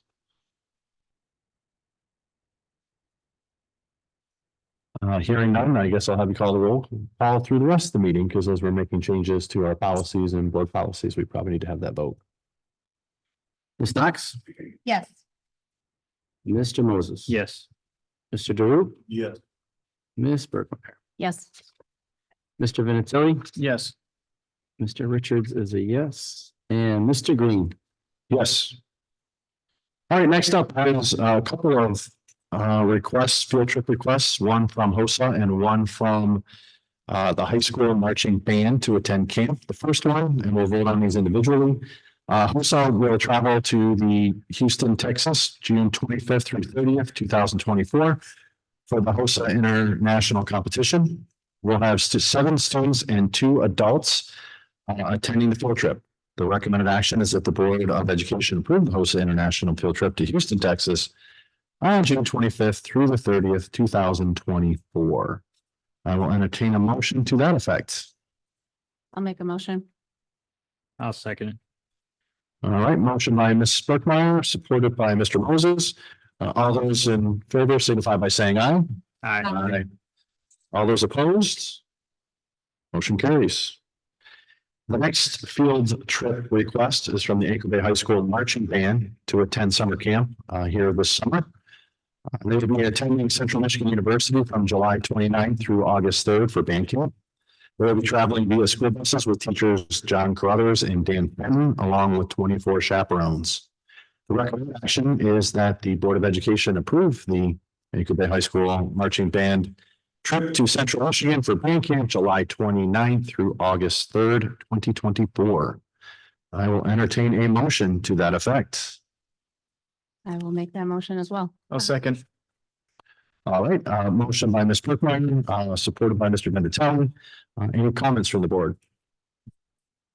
The only thing that I will add, I'm sorry, go ahead. Well, it's probably what you're going to say. It's just that to have it back in Michigan. That's right. Yes, Keep our money in the state. right. Anyone else?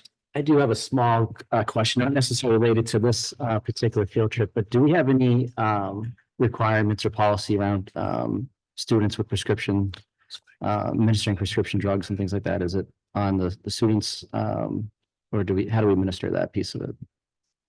For field trips or just for field trips, basically, they have the prescription form that we use, same thing, and then they track it accordingly, so they have it out with them on the field trip. And for camps? And for camps, typically at the high school, since the students are older, they can kind of self-administer, depends on the medication. All right, thank you. Any further questions? Hearing none, all those in favor signify by saying aye. Aye. All those opposed? Motion carries. Next up is our MHSAA 2024-2025 membership resolution. And the district approves the Michigan High School Athletic Association membership resolution for middle and high school athletes. According to Michigan Attorney General Opinion Number 4795 of 1977, any local board of education which desires to voluntarily join the MHSAA by adopting the rules of the association and agreeing to enforce those rules with respect to schools. The administration is recommending that the Board of Education approve the MHSAA membership resolution for the 2024-25 school year. I will entertain a motion to that effect. I'll make a motion to approve. I'll second. Motion by Mr. Moses, supported by Ms. Knox. Any discussion? I'm going to have you call roll on this one too, sir. Mr. Moses, Yes. Ms. Knox, Yes. Mr. Drew, Yes. Ms. Brookmeyer, Yes. Mr. Vinatelli, Yes. Mr. Richards, no, Mr. Green, No. no. No, correct. All right, motion carries. Moving on to our award recommendations for the high school esports furniture. The bond team has reviewed the furniture recommendation provided by NBS Commercial Interiors. NBS Commercial Interiors has applied the ENI Cooperative Service contract to their pricing. ENI Cooperative Services issues RFPs, properly advertises, evaluates, and awards bids. The ENI Cooperative Service contract is awarded to Staircase and authorizes NBS Commercial Interiors as the supplier. NBS Commercial Interiors is an authorized Steelcase preferred vendor. Anchor Bay School District is a member of the ENI Cooperative, allowing the district to make purchases at the cooperative pricing, which has been competitively bid, meeting all purchasing requirements.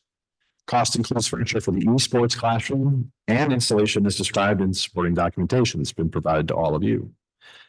It is recommended to award the furniture bid to NBS Commercial Interiors in the amount of $38,564.59. This project is being funded by the 2023 bond. It is recommended that the Board of Education award NBS Commercial Interiors the contract to provide and install furniture as stated in the specifications in the amount of $38,564.59. I will entertain a motion to that effect. I'll make a motion to approve.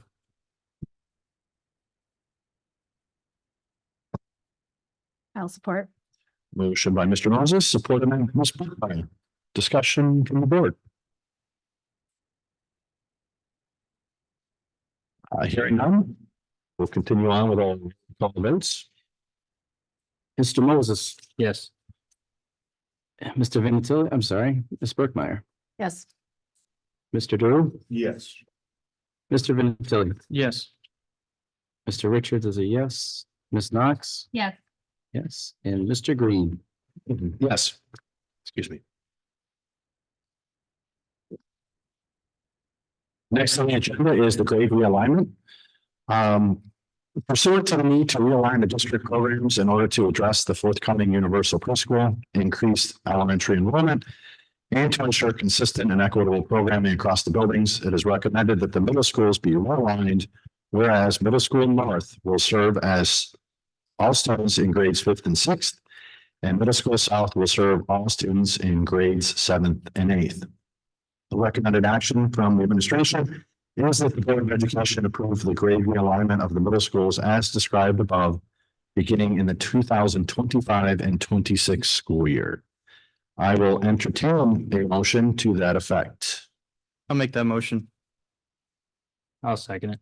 All right, I have a motion from Mr. Vinatieri, and a support from Mr. Moses. Let's open up to the board. Anybody have any comments, concerns? Yes, I do. I listened to all you parents out there, and I do want you guys to realize, if you notice, I wasn't taking notes, is because I read your emails, and basically everything you guys all said was in your emails. I have it all right here. But the reason why I support it has nothing to do with money. It has everything to do with, the opportunities that the kids are gonna get. My oldest is 19. I got twin boys that are 17, and my youngest is in 8th grade, going into 9th grade. And, oh, sorry, can you, is that better? Okay. So I want to let you know that I do understand where you're coming from. I know it's gonna be hard on some folks, and it's gonna be great for others, right?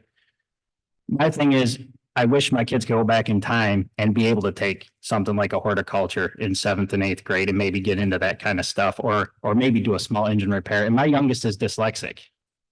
And it wasn't even that long ago in this very school district. Ashley Elementary was 1st through 3rd grade. Lighthouse was 4th through 6th. Middle school was 7th and 8th, and then you went into high school. It's not something, we're not reinventing the wheel. We're basically fixing something that the state pushed on us. And I know it's a huge change. And I know it's going to be hard, and I'm not dismissing that, but I couldn't consciously vote no on this, knowing what opportunities it's going to give our 5th and 6th graders with better band programs, better opportunities, better fields, better sports. Evening out and the rivalry thing, me being a coach and having kids that have been through sports, the rivalry thing between North and South is real. The reason why they don't play anymore is because of that rivalry. Because North was so dominant over South because South didn't have the numbers. They quit playing altogether because everybody felt South was getting slighted, and that's a horrible thing. It's what I believe. It's what I've done. It's the research I've looked into. And I'm up for reelection. And I'm, if you guys don't like the direction I'm pushing the school in, absolutely vote me out, because I'm here to do what's best for the kids. It's never been about money. So I hope you can all appreciate that. And that's why I'm in extreme support of this particular. But I do know there are going to be some issues. There's going to be some busing issues, and there's always going to be some headaches. And like I said, I hope we can work it out. But I am 100% for it. Mr. Vinatieri, did you start to speak as well? No. No. All right. Anyone else? Comments, concerns? I'll make some comments. No, go ahead, Lisa. Okay. I too also received the emails. I know I did not respond to a lot of them. I did a couple. I know it's a busy time of year. I apologize for that. But in response, instead, I kind of wrote my own response to share with you today. So I'm comfortable enough in my own belief on the situation that I'm fine to kind of share it in the open public forum. I do support this plan, and I realize this was not originally part of the bond proposal, and I will say, and Mr. Jankowski can attest that when I don't agree with the change that we're gonna do, I am quick to let him know. However, this one is an unequivocal yes for me. Like others, the first time that I actually heard of this in a committee meeting, my initial gut reaction was, this is not gonna go over well. But then I digested the information over the next couple of days, and it became very clear to me that this opportunity gives us value, gives our students value and more opportunities. So, you know, these are some of the common questions or concerns that came across to me that I wanted to address. And no, I don't speak for the whole board in saying these things. But so, you know, if you have issues with it, take it up with me, not anybody else at this table. But won't this just shift the test score drop to 5th grade? So what you may or may not know is our 6th grade test scores traditionally drop, and that's very common in a lot of middle school transitions across the state. But I think if anyone was able to really put their finger on as to why, the problem would have already been solved by now, because nobody likes it. So it's likely multifactorial. New school buildings, new opportunities, oftentimes buildings, elementary buildings now joining together, new friendships, maybe some of them are negative relationships. Changing classes is usually involved around this level, less hand-holding by one teacher individually, more individual responsibility by the kids. Those are just a few things that come to my mind, but probably not nearly everything that happens that might contribute to this issue. By making a 5-6 building, it's possible, is it possible to shift that drop down to 5th grade? Maybe. But we'll also be better poised to offer a team teaching scenario for 5th, where teachers are instructing subjects where they're better suited, more focused on specific subject areas, giving our kids the best of them and allowing them to become more content experts in specific areas. Some of our elementaries do already do this, but not all. In addition, teachers will have more colleagues to collaborate with. At the same time, students will have more teachers to find their best fit for their needs to be placed in a classroom. 5th graders will still have specials. I've heard from some of our 5th grade teachers who believe that the 5th graders are ready for more than what we currently give them in an elementary environment. I can personally speak from experience. I have a 5th grader. Often he tells me he's bored at school, and it's not because the curriculum is beyond him or anything like that. It's sitting in one room all day is a big distraction and detractor for him. I realize that's not going to be the case for everybody. But other parents have told me the same. And then, of course, 6th grade, as you saw, is going to be slated to run much as it does now anyway. Why can't we just build the same things at both buildings? So currently, there is the disparity between North and South offerings. Why can't we build a greenhouse at North? The bottom line is cost efficiency. It's plausible, yeah. But for the number of kids that would end up taking that course at each separate building, building a greenhouse, for example, at North, so that we have one at each building, this would become, you know, an elective course. And just like the other career prep courses we're talking about, it would really end up being fiscal waste to have this setup sit empty for partial hours every day at each building. Because likely it's not going to fill with other electives. So if you're filling a course for an entire day, then it's also, you need to find staff. If you are able to fill it for the whole day, we also now need to find certified staff for 2 buildings. So career prep buildings are also not cheap. Building 2 of these becomes a cost issue, but also a space issue. So North is going to require additions to accommodate them if you wanted to put them there. And as much, you know, as much heat as school boards or any government bodies get, we really do try to be stewards of the money that we receive. I think so, particularly this board.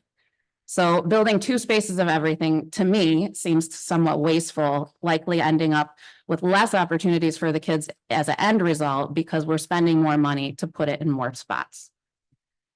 The issue of children attending 4 schools in 5 years, you know, like I said, I have a 5th grader. I also have a 6th grader. My kids will be equally affected by this change. My 5th grader will move to North for 1 year and then on to South. My 6th grader will end up at South for 1 year and then on to the high school.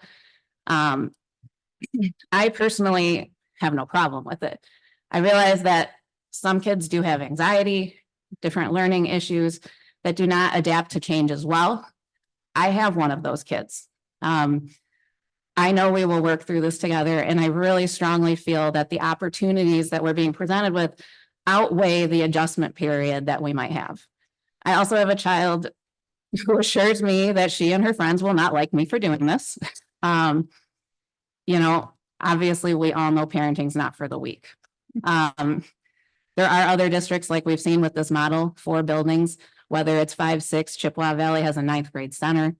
So, you know, they do K5, 6, 8, 9th grade center, then 10, 12. They've not reversed course due to too many building changes.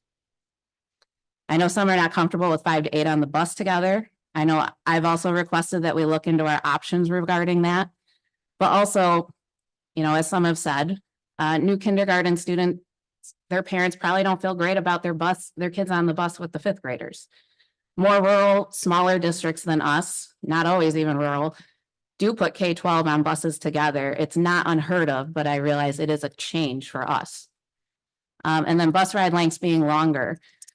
The unfortunate fact is that, yes, as many have pointed out, the bus rides have been inequitable around our district since McCants was ever districted to south, which was well before anybody up here has been here, or Mr. Jankowski, to be fair.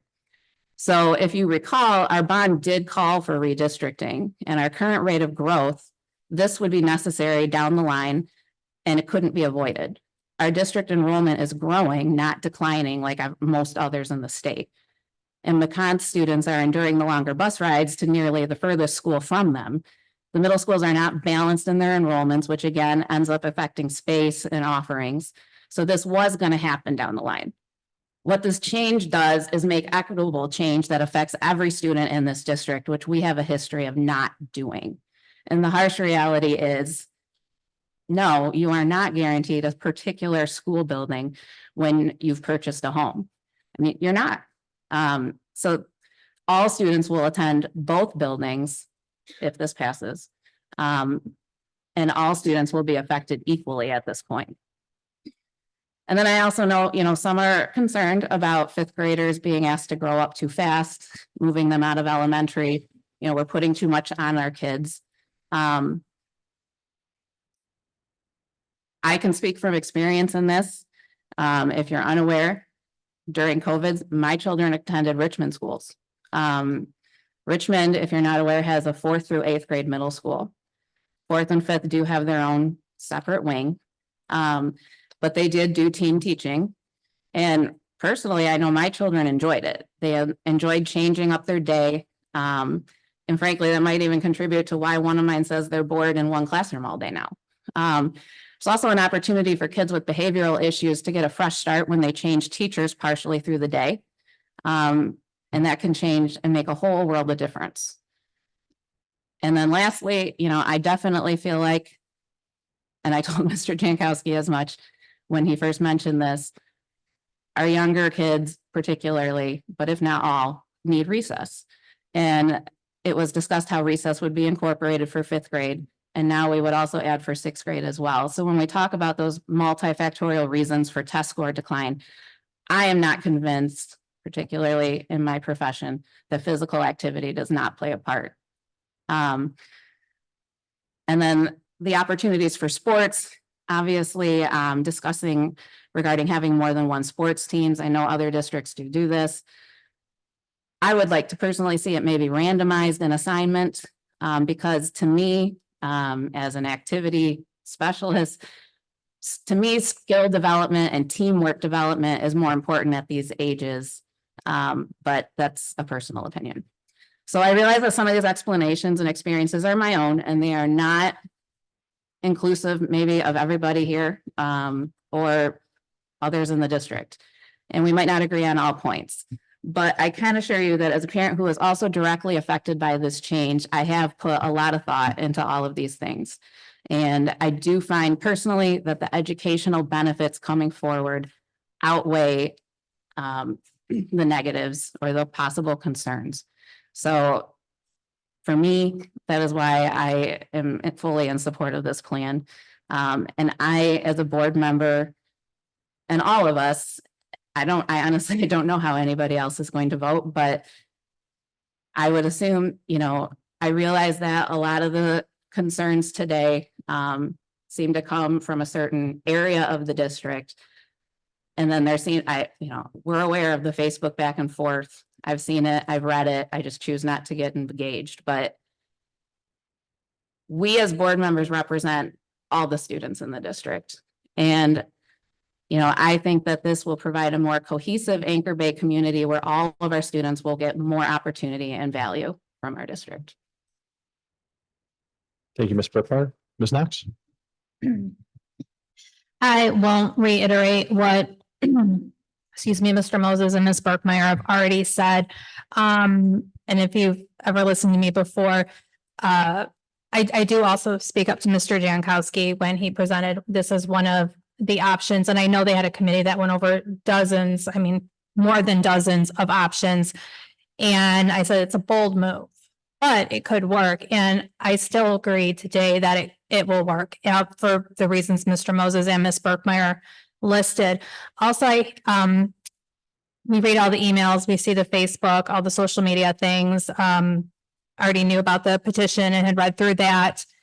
So I appreciate all the parent input. The one thing I keep hearing is that they're changing schools. They're just changing buildings within the same district, same type of teacher, same grading system, same everything, curriculum that Mr. Jankowski has been working to implement, the same PBIS system, all of those things. So everything's the same.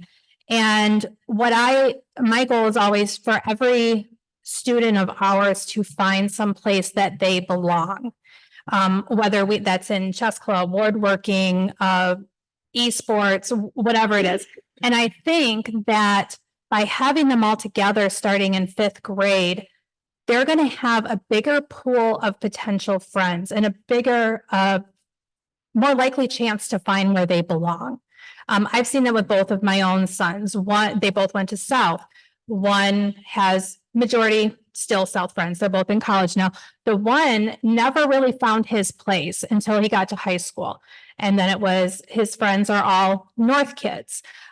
So I think had they been united in 5th grade, that they would have had a much more positive experience for that 5, 6, and then 7, 8. So all they're doing, they get that same group of friends. And it's just, if you remember when you were a kid, it was exciting when you graduated. In my school, it was 5th grade and you were going on to the middle school and then you went on to high school altogether. It was very exciting. As a kid, I did change schools in entire counties for 8th grade and 8th grade alone. That is tough. Had I had all my friends with me, like when we went from, elementary to middle school, that would have been fine. I was fine with that transition, but the transition where I went to a completely different school and didn't know anybody, that's tough. So we still have that same sense of community. And actually, I think we're fostering a bigger sense of community and giving the kids a better chance to find their place in our community and among friends. I think that's just going to strengthen their character, strengthen their opportunities, strengthen their mental health. Because if everyone has a place that they feel like they belong and we give that to them even earlier, I think it can only do good. Anybody else? Mr. Drew? Well, I guess I'll throw a little questioning attitude, I guess is what I'll liken it to is, I know I haven't been at the last couple meetings, Mr. Jankowski, but we've known about a lot of the stuff that you say, why it needs to be done this particular way, like the 26-mile upgrade, the explosion of population up on the north end. All that stuff's been in the books. That's why they built 2 hospitals up there. We've known that's coming for a long time. That's not a surprise. Since I've been on this board I'm coming on my last year here, 6 years, we've known we need to redistrict. We knew that was an issue. We knew we needed to get to right size the district, as you say, and put these kids in the different buildings. I would push back on the, when you move into an area, you think you're going to go to that school. That is what you think. And you think your kids are going to go there. And there was a former board member on this, and he said during this, when we passed this bond, if you remember, he said, we have always been known as a small, small community, big school district, but within a small community. and you went to school with the kids that lived around you, and you tried to do it as best you could. Except for North, obviously, because we knew that the way that they was district because of the trailer park, people will say, or whatever the reasons were. So, and we were all talking about doing that. And I can't help but remember when we were doing the bond and he made a big issue about there being a within their left and out to not do what we were telling the public we were doing. And now we're not doing what we told the public we were going to do. As an elected official, someone that represents the entire community, I have a problem with that. And there's a lot of people that don't know what we're doing. I would love to see the sign-in sheets of those meetings of how many people, how many teachers were there. And not in a negative way, just what are we doing here?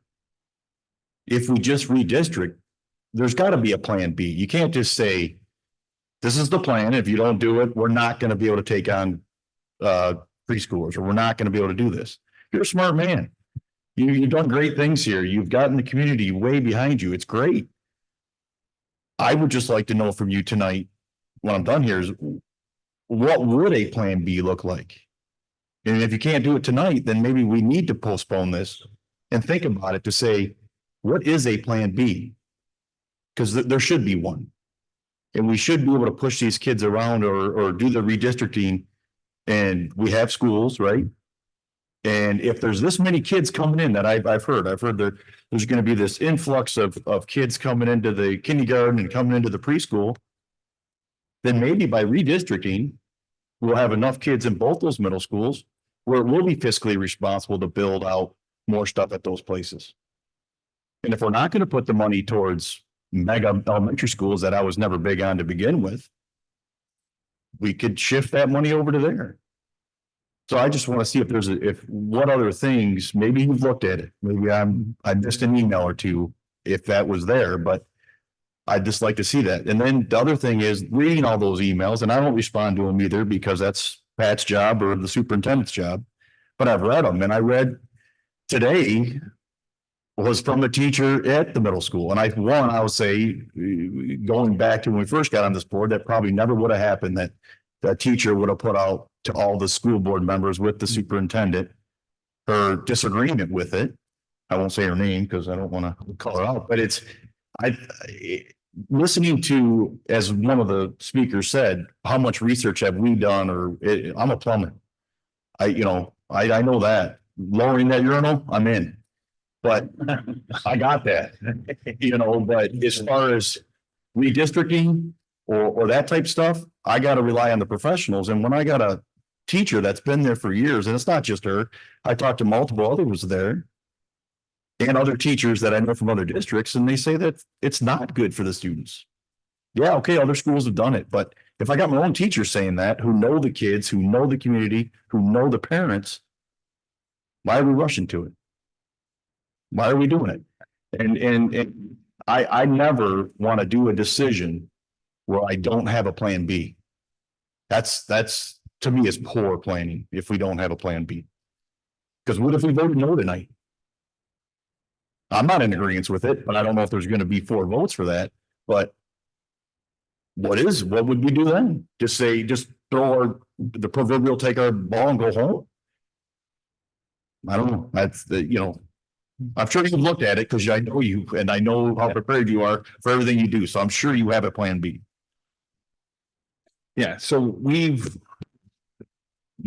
whole process as we've kind of gone through. So we looked at close to 120 some different scenarios in order to do that. So part of it, as I explained that, like I said, this is about 12 separate meetings. If you include 2 board meetings, the first community bond update, then the meetings at the buildings, or if you include the curriculum committee, finance committee, building and site committee, and so on. So we worked through all of those, and we talked about the different things, such as we could fit all the students into South. We could do that and then make North another elementary school. So that is also an option that we could do with that, moving 6th grade into the elementaries if we did that. And then the problem is it's programming.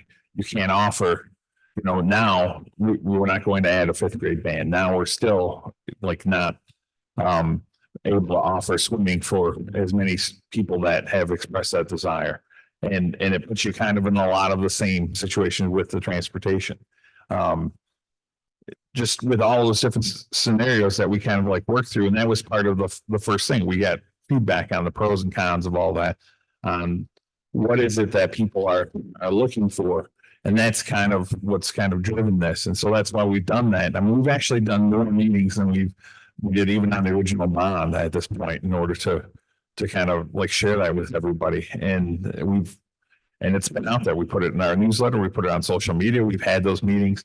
I've spoken to, since we started this, I've been at every single building. I set up with staff members who want to share their thoughts on it. And so probably well over 1,000 people now that I've spoken to between the meetings that we've had, the community meetings that we had, and the people in the buildings. And I will tell you what has been shared with me, and that's how we shape it. That's how we shape, like with the specials teachers, they could do more. And it's probably the vast majority of them are like, I see opportunities for this. I've had fifth grade teachers said, this will extend my teaching career because I felt we were underserving kids with this because they're capable of doing so much more. We're adding these programs. We're adding these career programs for kids. We're doing the maker spaces and things like that. And I only see a kid one day a week. So we're trying to solve all of those issues as part of it. And it's, yes, part of it, the state has prompted some things that I think will serve the community well, like universal preschool. Now, do I have some disagreements with how they're rolling out? Yes, but ultimately, when you take the big picture of what's best for the district and how we go about that, I believe this is by far the best scenario for us. Okay, and great, and thank you for that. But that again likens back to, was this always the original plan? Because everything you said there had nothing to do with what I was told that this is because of the pre-K and because of the influx of those students. Everything you just said was stuff that you believe, and that's great. Then why do we sell it that way? Is first off. Second off, if 1,000 people, now I know that the bond meetings, and I was at some of them, there wasn't very many parents here. I've heard that the committee meetings, there wasn't very many parents. I'm not going to get into, he said, she said, that's what I heard. Normally, whenever we have something up here over the last 6 years that's controversial, we will get, you guys all can attest to it, emails pretty much even, people for it, people against it. Every email I've gotten is against it. You got 400 people here, including, if you looked at the names, like 3 or 4 elected officials in this area, which I think is pretty huge that they're willing to put their name on it. So, and tonight you had one person speak in favor of it. I just think there's a lot of community displeasure with this and something that we should be listening to. And especially, again, that was pretty surprising to me to see 3 elected officials on here. Not that means everything, but they represent the people in their area. And plus you have 400 people willing to do that, put their names there, plus teachers against it and emailing us. I'm against it. But thank you for I just think it was always the plan. And I wish we would have, if it was always the plan and it's what you believed, and that was your wholehearted plan, we should have put that up. We put the bond issue out. Well, just to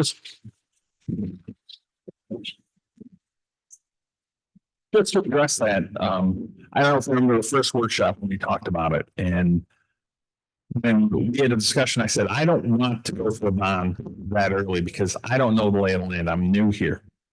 And I believe your comment was, we need to go now. We need to do this because I wanted to push it back further. And that's part of it. So had I known, and I said this in all the bond meetings, and I know most of the members attended at least one of those. I said, had I known that then, what I know now, I would absolutely, because you hear stories about parents, you know, I mean, I'll be absolutely like, I've had a lot of people that said that they're supportive because like we had North parents that were like, we're going to other meetings because we can't get a word in edgewise because there's certain people going to the meetings. And they talked about how when there was one mother, she spoke about how her son went to the high school and then he was from North. Now his friends have kind of like turned their back on him because he's dating a student from South. So you hear these stories about how deep it runs, and you see it on social media as well. And that is, if we want to have a close-knit community, then I think this solves a lot of those problems. And so was it originally in the initial? No, because things change from the state and circumstances change the longer that you kind of, you know, out and about and you talk to people and you get that input. So the hardest part is you're trying to do what's the most we can do on the budget that we have for the most people. And that's where we're at. Okay, and to that, Phil, and I hope you don't take this as a negative, and I know you like to throw it on me about the meetings I missed or the emails and stuff. I find this board interesting. When I first got on it, there was board members, as I've said, that were railing against a rubber stamped board, right? And they couldn't get their comments across or questions. Nobody would talk to them. Nobody would listen to them. Right? Then there was a big rally to push out the last superintendent. Great, he's gone. We're bringing a new one. Now we got, at times, I feel like a rubber stamp board. And it's frustrating for me, I can tell you, sitting up here in the last couple of meetings, why I haven't been here, is I get called out by this guy and I don't even get to respond to it by the president at that time. I get interrupted by the former president and nobody stops her.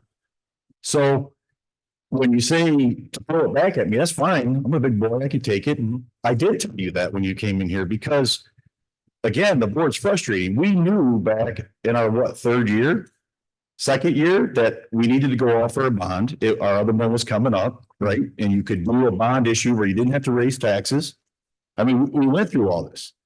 And it was like, but we wanted to, well, we kind of need to pull the wool over the public's eyes and do this or that before we do it. I just said, let's go for it. If it's that needed and we need to do this, let's do it. But everything I've heard tonight, again, and that's what I wanted to hear, and that's what I'm hearing from the public is this was the original plan.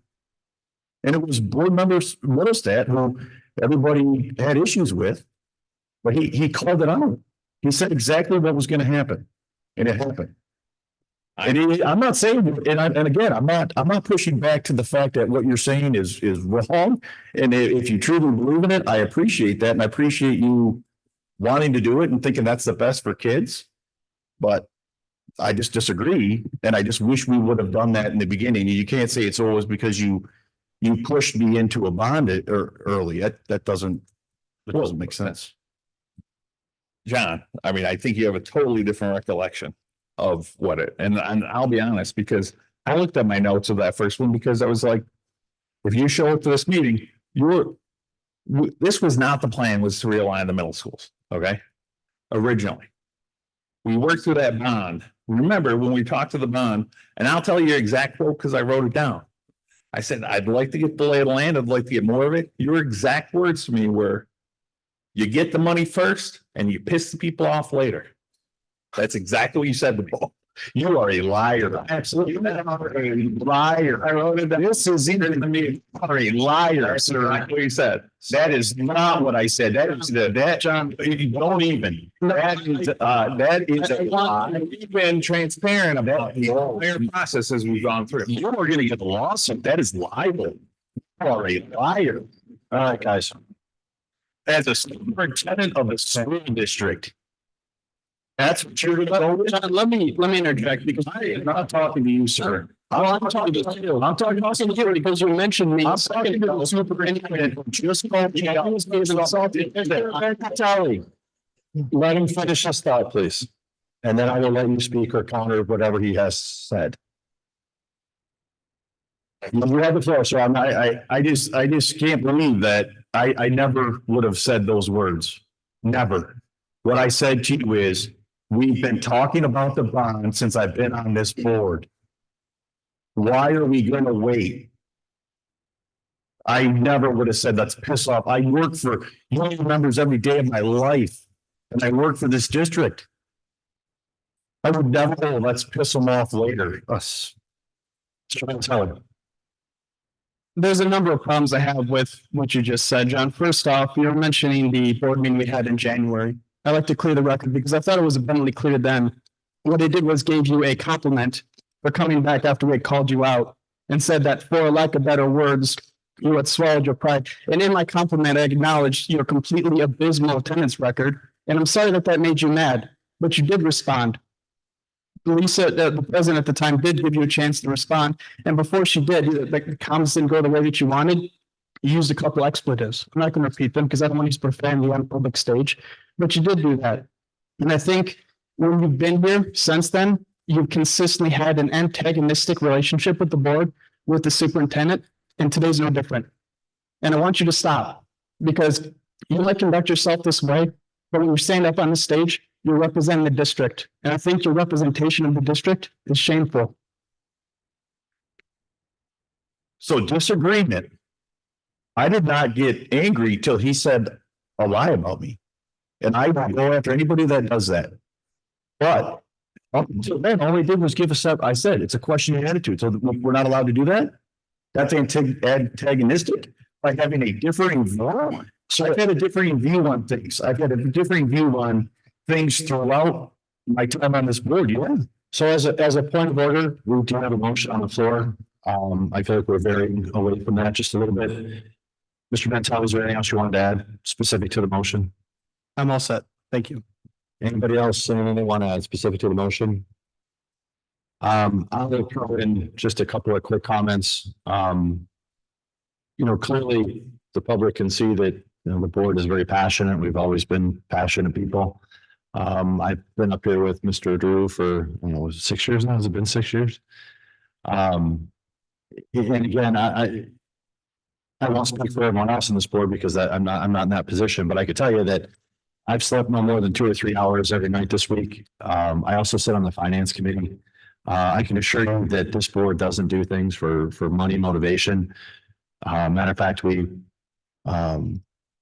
did not agree to an exchange program that many of the board members felt that was more financially based than beneficial to the district. As we won't go back to that issue, but please understand that as we sit on the finance committee, that we don't talk a lot about money, but it's not all about money, and we do what's right for the district. Oftentimes setting aside, several $100,000 in revenue because we didn't feel like it was right for the district. So if no one else has any further questions specifically about this motion, I will remind the board that the motion on the floor is that the Board of Education approve the grade realignment of the schools as described for the 2025 and 26 school year. I believe the motion was made by Mr. Venditelli and supported by Mr. Moses. I believe if there's no further comments that we will move to a roll call vote. Mr. Secretary. Mr. Vinatelli, Yes. Mr. Moses. Yes. Mr. Drew, No. Ms. Berkmeyer, Yes.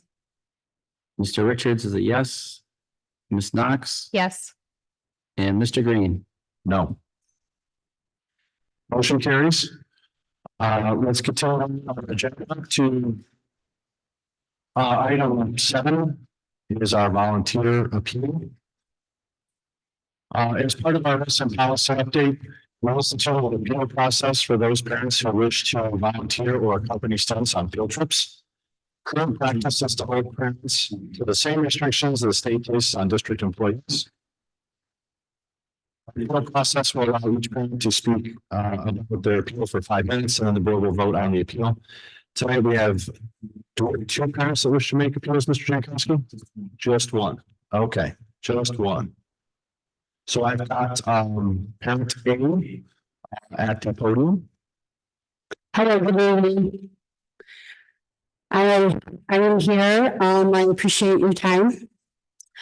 I would like to be able to volunteer to go on field trips with my grandchildren. They're in the school district here. I do have some felonies that are like 16 years old. I've made bad choices back then. And I've paid my debt to society, and I would like to be able to participate with my grandchildren on field trips and with their classmates or volunteer. All right, I believe the board was provided a copy of that record and that background. I'm sorry, I ended up seeing it in Mr. Jankowski's office, so I'm pretty sure it's at the end of this email. Is that correct? Oh, no, it's, No, you guys didn't get this. no, it's a separate attachment. Okay, you took it, okay. Again, I saw it when I was reviewing the agenda, so. Does the board have any questions of parent A? Hearing none, the recommended action from administration is that the Board of Education approve the appeal for parent A, and I will entertain a motion to that effect.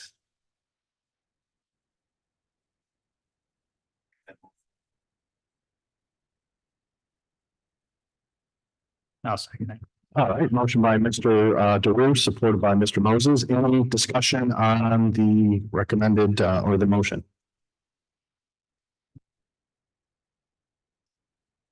No?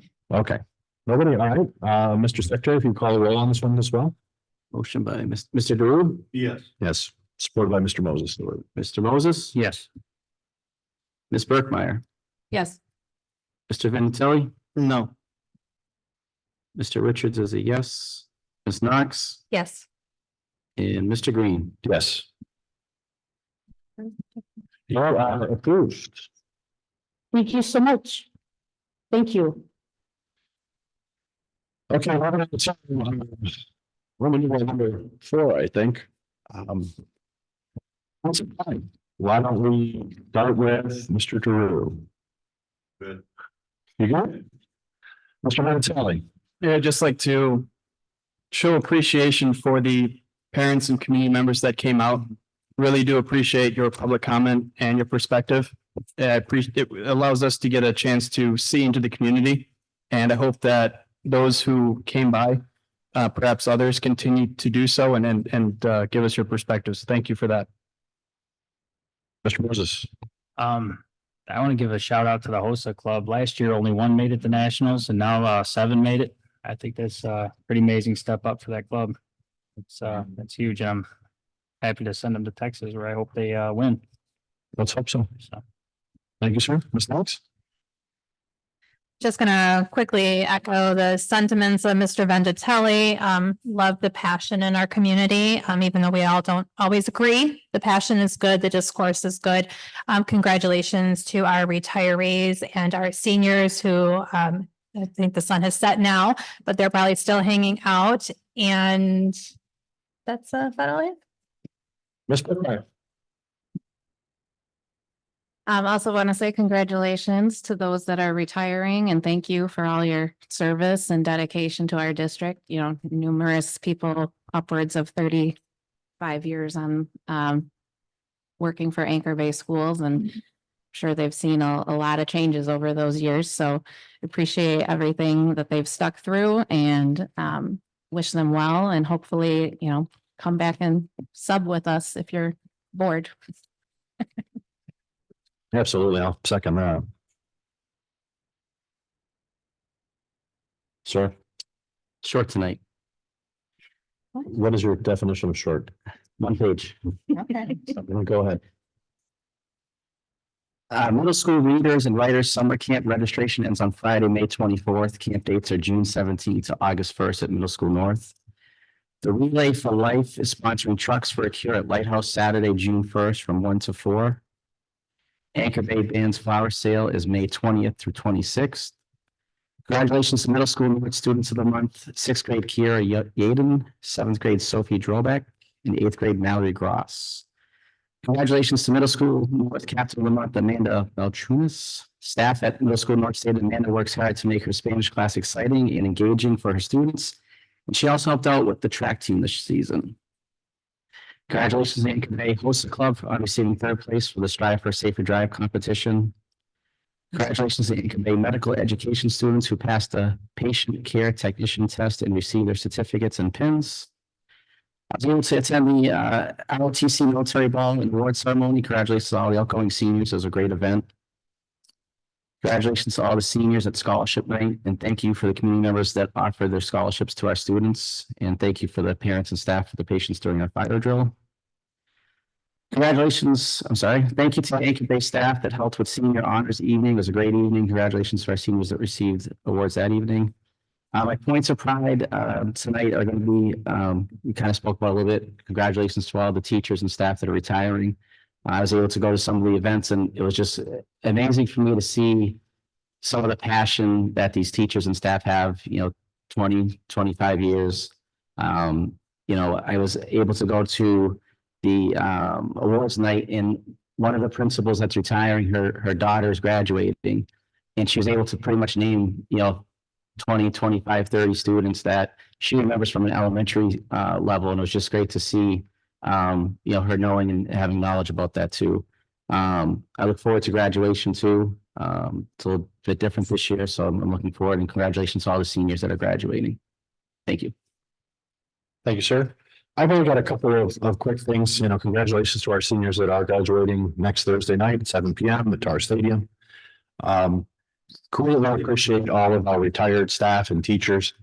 It's pretty awesome that we get to have them here and get a little sugar in the system to start a meeting. But I really appreciate what they do, what they've continued to do, because it's not always all about our teachers. They do an amazing, thankless job, but there are other people that are involved in keeping those schools running efficiently and keeping the district running efficiently. So again, I really appreciate everybody's tenure and their time. And last but not least, I did see some pictures of our food truck. Those of you that don't know, we actually have a food truck now. It was a 32 feet. Yes. And our assistant superintendent hasn't hit anything with it yet. So the food truck was making the rounds for staff appreciation. So I saw some pictures of that. That's great that it was all out at all of our schools. I'm looking forward to when we roll that out to the community and we can start, generating some additional income coming in to expand our restaurant programs and to expand the food truck itself. So hopefully Chef gets that moving for us, and we'll be in good shape. Back to Mr. Jankowski for some legislative updates. I know you've got a couple. The only game in town is the consensus revenue estimate conference was on the 17th. As expected, the state actually, the general fund, which was running behind, because April's a big month for collections, kind of came out ahead of where they thought it was going to be. School aid fund was a little bit behind. However, because the state set up stabilization funds and because they were able to put those into some interest-bearing accounts, so they ended up having about another 240 million just because of the couple billion that they put into savings. Now it all goes to what's the final proposal? When's that going to be? So that's really probably the only game in town for that. I think you'll see that play out, and that should play out probably right before Independence Day. Thank you. Board committee updates. Do any of my committee leaders have an update? I don't think we had anything in the past 30 days. Everything was prior to the last meeting. All right. Well, if there's no further comments or questions or concerns, I will entertain a motion to adjourn. So moved. I'll second. Motion by Ms. Knox, supported by Mr. Moses. Any questions or comments before we adjourn? All those in favor signify by saying aye. Aye. All those opposed? Meeting adjourned at 9:24.